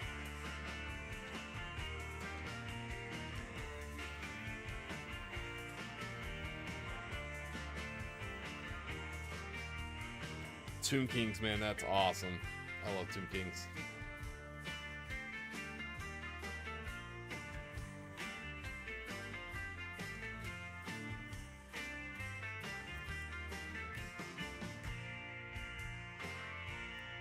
Oh, you may like this, Commander, yeah, sorry, I finished off my drink.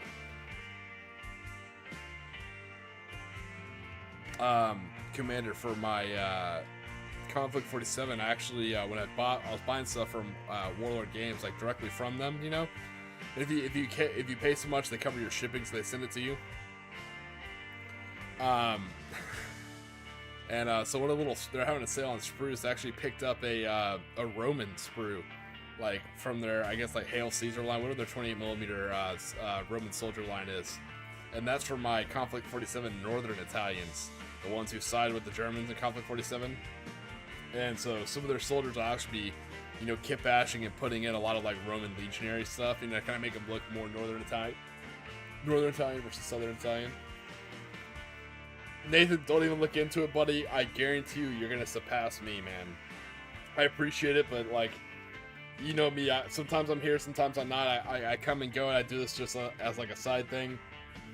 You're a lot more dedicated than me, Nathan. You're gonna far surpass me in subs. I could be like, I knew you back when, kind of thing.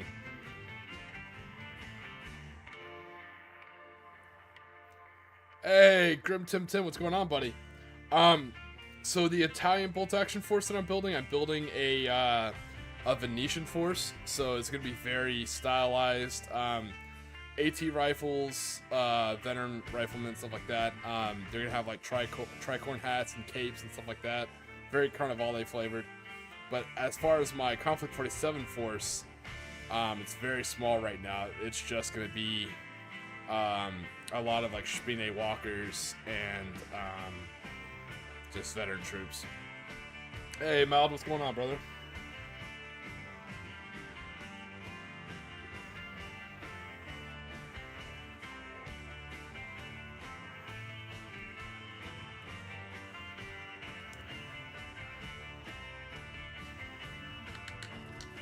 Yay!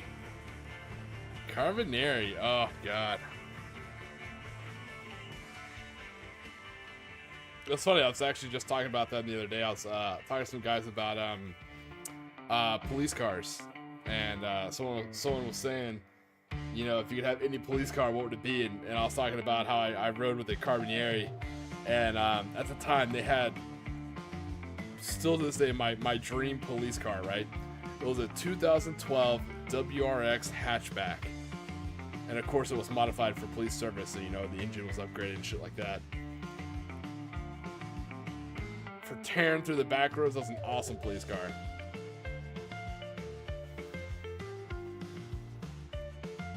Yeah, Commander, that's the cool thing about bolt action, is you can really use it for Conflict 47 or bolt action. It's so easy to use it for both.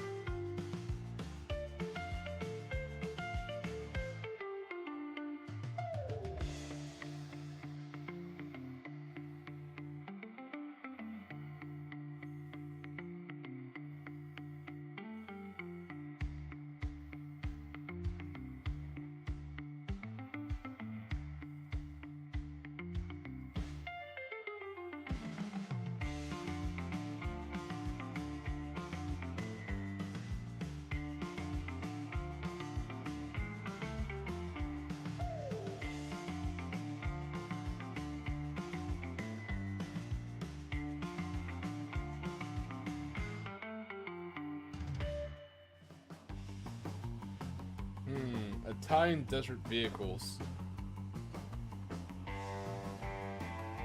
The only ones I know of are the ones from Warlord Games. You know, those real small little, they had amazing cars, amazing little scout cars. They always kept their scout cars pretty heavily armed with like auto cannons and machine guns, especially cannons. They love their 20 mils.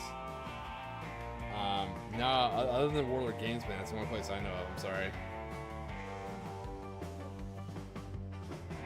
Nice. Okay, yeah. Yeah, I'm telling you, WRX for like rural patrol, like what we call sheriff's department stuff. Oh man, WRX is where it's at.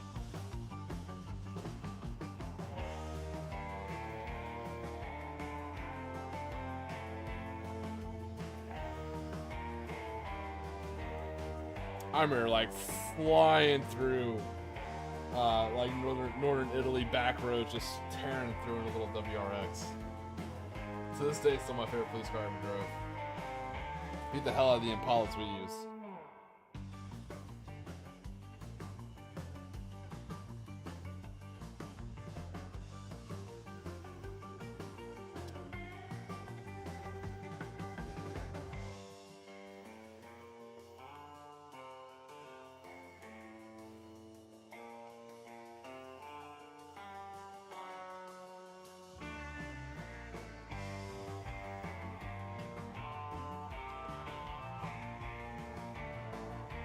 But yeah, if you're looking for specialty vehicles, I always have a pretty good chance, pretty good luck on Etsy. You just have to be careful about scale. Like I said, you can tell like these guys, I got them because I ordered some other vehicles, but they threw in like free stuff. So they threw in 2 free AT teams, and they're a little bit bigger, so the scale's a little bit off, but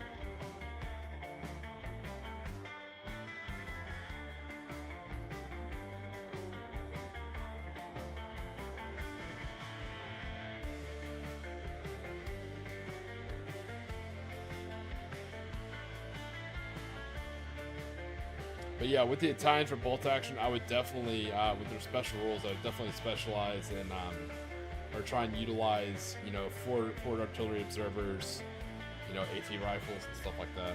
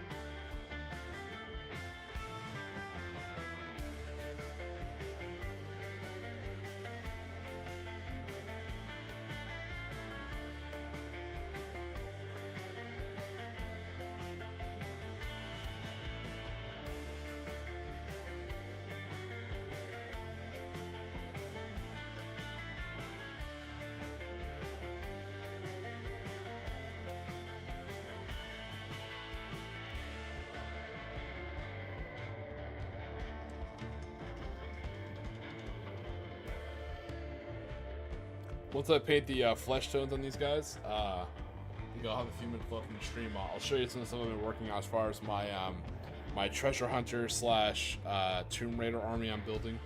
My American Airborne. I have every model is like kit bashed. It's been a lot of fun to do.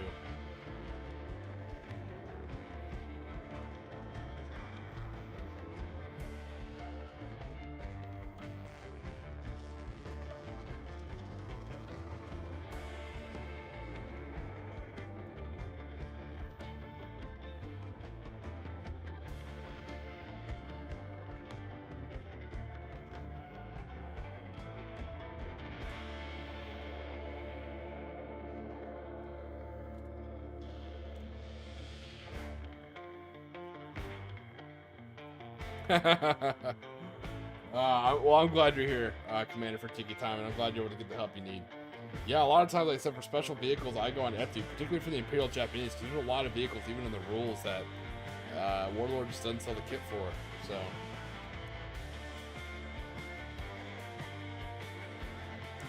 matter of fact, that's where I got my 2 tanks. See if I have them.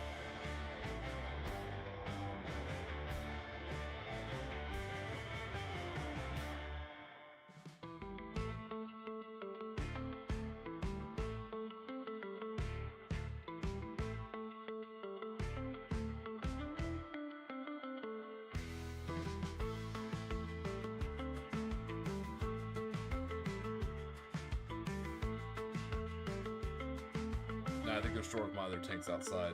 Not outside, but in my garage. But if you haven't seen pictures, I'll post them. I actually have 2, there's my 2 IJA swim tanks. They're pretty cool. They have like this smoky water style camouflage set on them. They have like a surfboard on them. It's pretty cool. One has the pontoons, fore and aft, and one doesn't have the pontoons.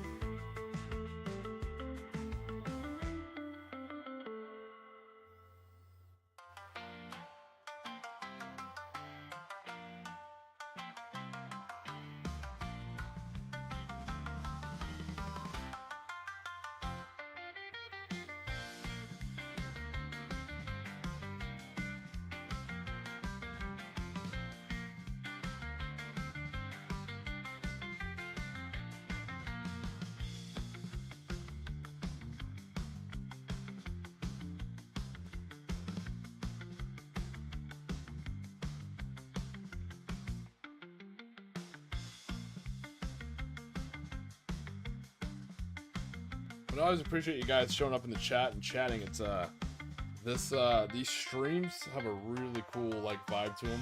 You know, the chat's always friendly, funny, and always super helpful. Like before I can even get to someone, like when you guys have already like generally jumped in and helped somebody else out, which is super cool to see. So you guys really make the stream worth it, and I appreciate it. I feel like you guys are doing all the hard work. I'm just the one over here drinking, painting, and telling stories, but you guys are doing the heavy lifting. You make it worth streaming, truly, and I appreciate that.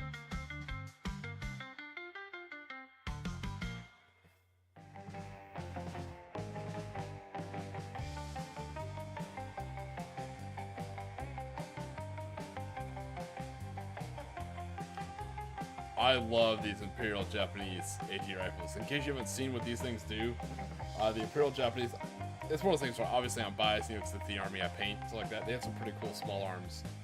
But this is probably one of the cooler ones, because they didn't have, well, they had later in the war, they had shoulder fire and tank weapons, but they weren't very good. They were not very good at all. But they're 20 mil AT rifles. These things took a huge ass magazine, the one you could see loaded on top. They were semi-automatic 20 millimeter AT rifles. Absolutely nasty. They were like years ahead of the boys' AT rifle, you know?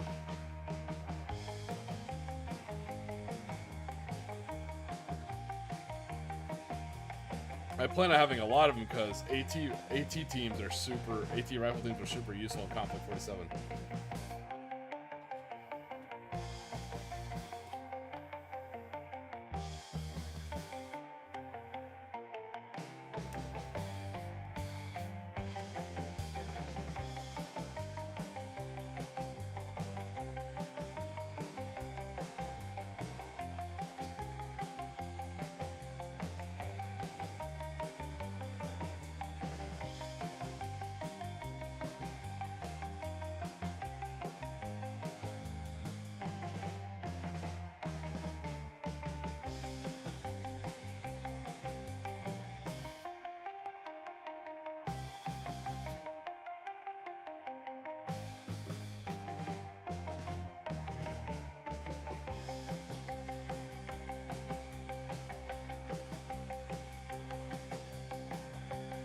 I always like painting the flesh tones on models because, I don't know, to me it's just one of the 3 paints that you really need to make a model pop.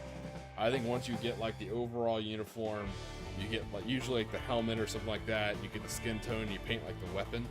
Everything after that you still need to do, you know, but once you have those like 3 colors down, the model just kind of pops. And then you can start to tell where it starts looking like a model.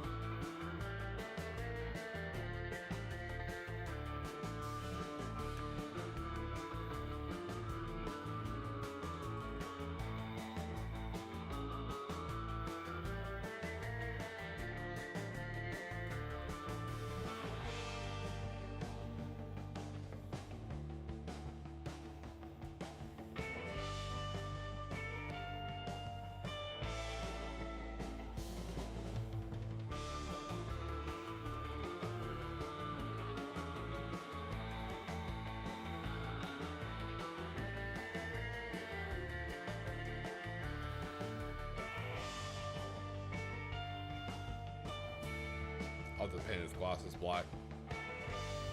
His big old thick Coke bottle glasses.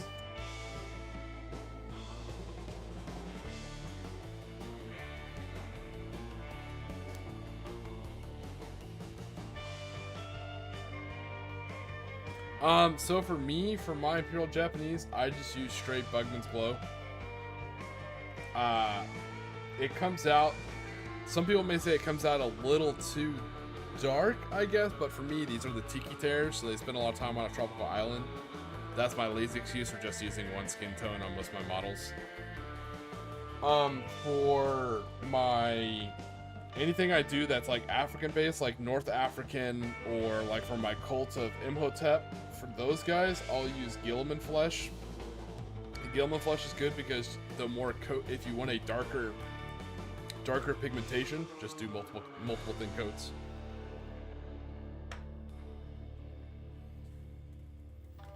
But yeah, if I was doing like, you know, mainland China or something like that, Japanese, I could see where another skin tone would be more appropriate. But for the Tiki tears, I think Bugman Glow is fine.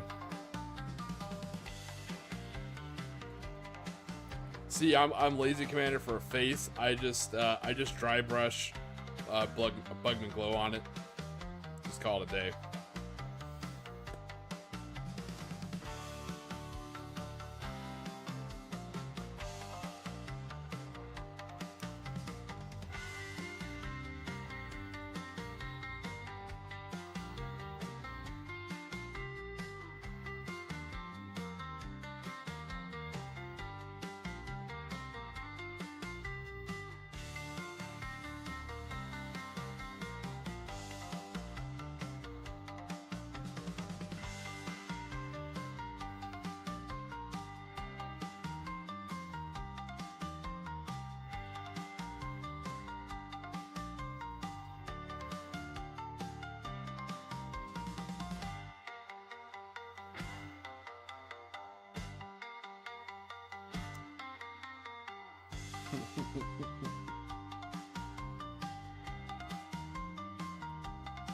Yeah, like I said, I paint for like the like this guy, right? There's nothing, like I said, nothing too special about him, and this is just Style and Battlemire, you know, on the bottom. Like I said, it looks decent from far. I say decent. It looks okay from far away, and to me, that's all that matters. You know, the model is painted, and you could tell it's a zombie from far away. That's all I need.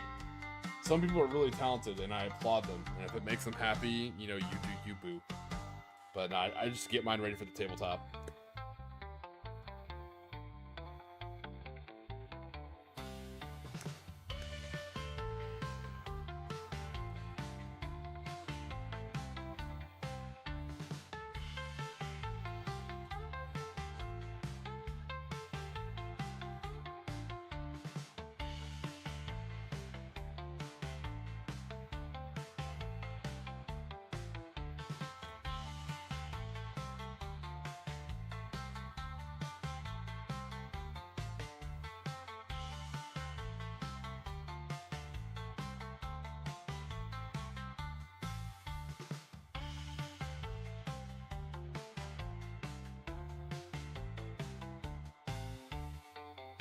Yeah, see, nothing too crazy, just, you know, thin coats, especially on the face. Face is mostly just dry brushing of Bugman Glow.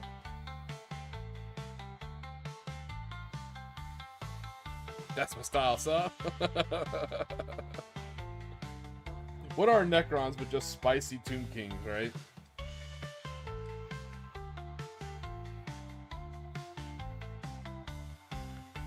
Alright, I got a little bit of time. Let me grab some.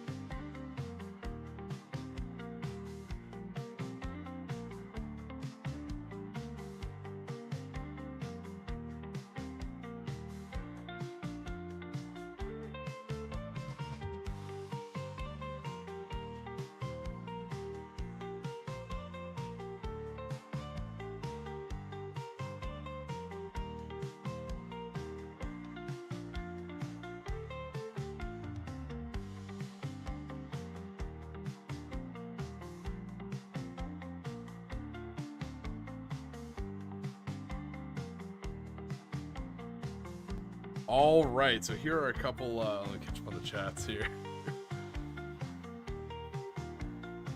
Heart's the right place to jar.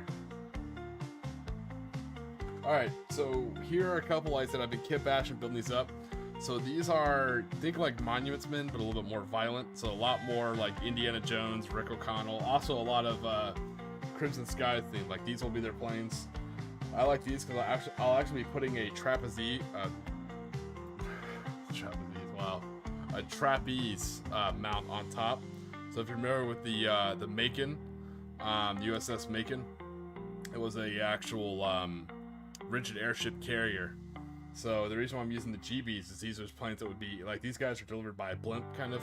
So they're like Department of Antiquities, but they're there to kind of like either preserve national treasures or steal them if I want to use them for like a bad guy force. So they also could be like air pirates, like Crimson Skies. So it's kind of like a mishmash of all that kind of stuff. But the theming's a lot of fun. So like here's a example of a kit bashed Indiana Jones. This is a mixture of airborne, US Marine Corps, and partisan boxes. So you can see his whip on his hip. He's got a Thompson. He's got his fedora.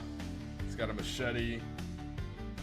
You know, there's his satchel. He's got some ammo pouches. Yeah, the Los Angeles and the Shenandoah weren't carriers. It was the Macon and the Akron. The Akron, that's what it was. The Akron and the Macon were the actual air carriers. Los Angeles was a badass Zeppelin,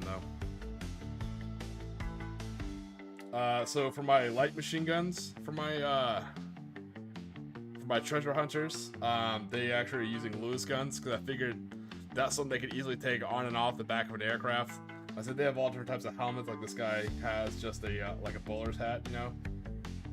You know, there's his satchel in the back for stealing all sorts of precious stuff. I broke my trapezoid. Yeah, so like using the Lewis guns, finding Lewis guns I thought was really cool for these light machine guns for these guys. So what's cool is I have 3 different I have like a 500 point list, 1,000 point list, and a 1,500 point list. And each different platoon is like a different station. And what I mean by that is there's a North Africa station, there's a Far East station, and like a Europe station. So the troops kind of look like people who would be in those stations, like stealing artifacts. So the Far East are more like jungle fighters. You know, the North Africans. Like here's an example of the North African station.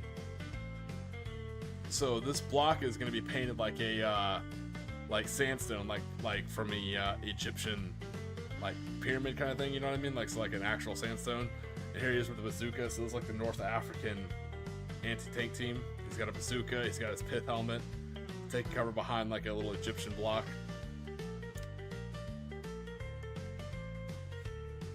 You know, here's my Evie O'Connell. You know, here she is with her pith helmet. This will be one of the part of the officer team for the North African station. She's got a rifle. This is one of the rifle squad leaders for the airborne.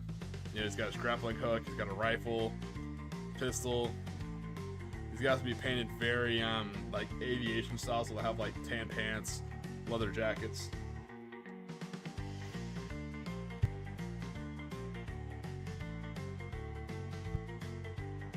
Just a standard rifleman. I think this is probably going to be the there you go. This will be probably like the Far East station. You can tell they have lots of canteens, you know, for being in the tropical jungle. He's got ammo pouches slung underneath. Just a regular rifleman. You can tell his hat has got like a regular, just like a slouch hat kind of thing. It's kind of cool. And then here is a here's a forward air observer. You know, he's got like a we call them a garrison cap. You know, like a garrison cap on his head. He's got a little carbine rifle. He's got his glasses. He's got canteens everywhere. He's got his satchel pouch. So these guys are kit bashed from a lot of different kits. So some of these like more specialty models, like this guy, I ordered from a store on Etsy. He had a whole bunch of like kind of pulp heroes, and I used a lot of these like quote unquote unique pulp sculpts, these heroes for like my NCOs, right? But some of these other ones, like for Indiana Jones that I built here, Indiana Jones I built from random bits. Like he's just pure kit bash. You know, there's his revolver, there's his whip and shit like that. Some of these are like Reaper miniatures. Like you go to like Bones or Reaper miniatures, they have like a small pulp line. Some of them are the right scale, some of them are too big. She ended up being the right scale, so she's actually a pretty good officer. There's her pith helmet and rifle. But as far as kit bashing, I used a lot of the sprues that I'd get from Warlord Games from like ordering from them. They'll throw in like a free sprue. A lot of these guys, I use the Marine sprues from my Island Assault, like same place where this half-track came from. This is the Marine half-track, but obviously it's captured for the Imperial Japanese. So the actual Marine bodies that came in the Island Assault starter box, I used to kind of kit bash, particularly the Far East station of these guys, right? I had one sprue of American Airborne, and then I used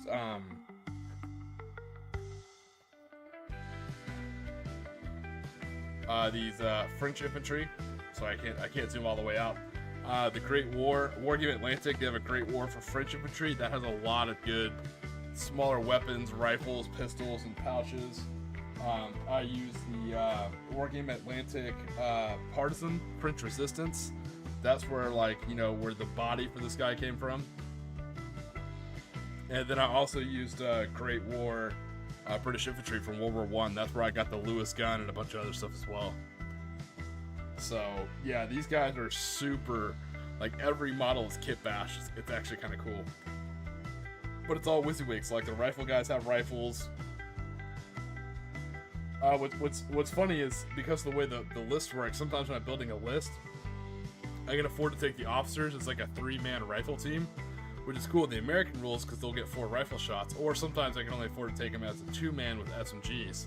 So I had to build a lot of the officer teams twice, you know, 2 people with SMGs or 3 people with rifles. And these are the some of the planes I'll be using. Like I said, I have 3 separate planes. They're about 28mm scale, so they work.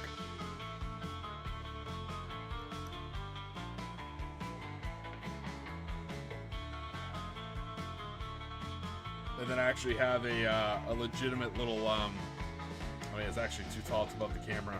But I have like a little clear stand that I can put the plane on for calling in airstrikes. So, pretty excited about that. Like I say, I'll put the little GB back down for scale. So, it's pretty cool. One of the other planes I have is, it has like an advanced, oh man, I can't think of it. It's too tired now, I can't think what you call it. It's the, kind of like the Skyhook, the, like a Fulton air recovery system. So that way, you know, it makes sense in this world, because like I said, they're kind of air pirates, they operate out of a Zeppelin. And the cool thing is when they steal artifacts, they can literally kind of come to the artifact, put a little balloon on it, and launch itself, and the plane can fly and just pick it up with the Fulton system. Well, hey, hey Sky Ranger, thanks for catching the stream. Unfortunately, we're just about to end it. I'm sorry about that. So unfortunately, you're right here at the tail end of our stream. No, I mostly build Imperial Japanese. These guys right here happen to be my my Tomb Raiders and Fortune Hunters. So they're more like Indiana Jones style themed guys. Like you can tell this guy's very, try to make him very Indiana Jones. You guys can let me know how well I did. So you can see his whip, his Thompson, pistol, machete. But yeah, you can easily run these treasure hunters as like Australians, and they can actually end up running perfect. But not a bad stream. Like I said, we got a lot of work done on our half track. Luckily, our Ho-Ha is actually still more painted than Mordian's, so that's all that matters. We're able to get a nice little green stripes on our half track. So some finishing details to put on there.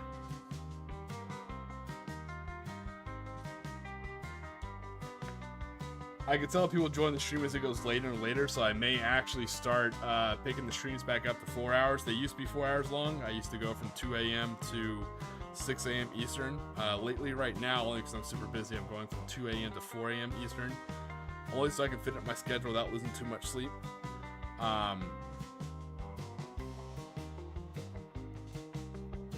Thanks. Yeah, I have all sorts of cool characters down there. Like I said, I have one for Rick O'Connell. He looks pretty cool. I have one for Ardeth Bay. I have Ardeth Bay modeled in there. He actually looks pretty cool. So all the kind of pulp characters you can think of are in there. I even have like Dick Tracy. So it's pretty neat. But for those of you who are watching the stream, I appreciate it. Like I said, you can see some of my weird models, some of my Conflict 47 stuff, some Tiki Terror zombies, planes, tanks, everything you can want. So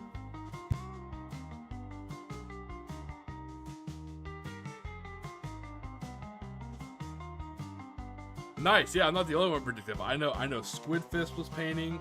I know RK was painting. So like I said, that's all I've ever wanted. I do these streams just to have people kind of like hang out, chat, and for those of us who do modeling, you know, it's always better to paint your models while you're watching somebody else paint your models. It's kind of like working together. It's actually a lot of fun. So the whole purpose why I do this, it was accomplished. So I'm totally stoked. I'm glad some other people got some painting done as well.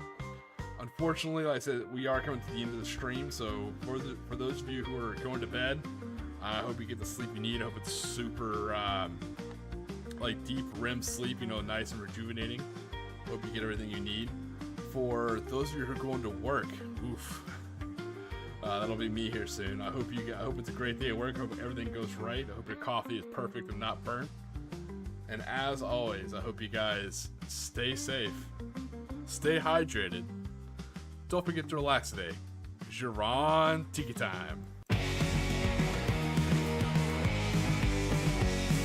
Shipwrecked soldiers on wooden sand, Type 38 rifles in hand, hula gals with summer smiles, no war drums, just beach for miles.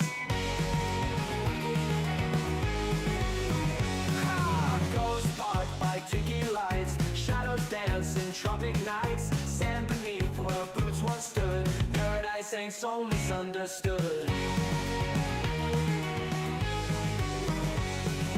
Lost in waves and hula tunes, tiki drinks and months of moves, forgot the fight in distant lands, just surf and play with tired hands.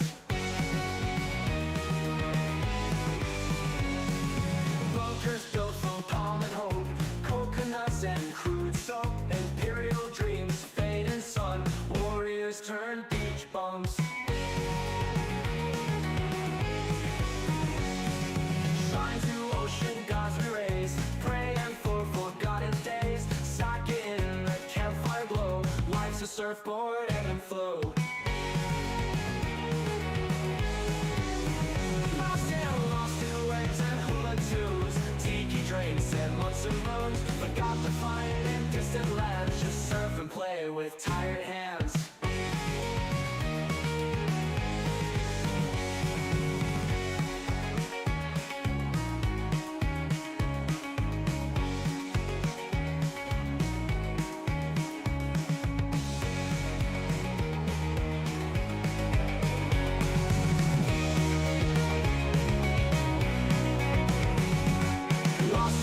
And hula tunes, tiki drinks and months of moons. Forgot the fight in distant lands, just surf and play with tired hands.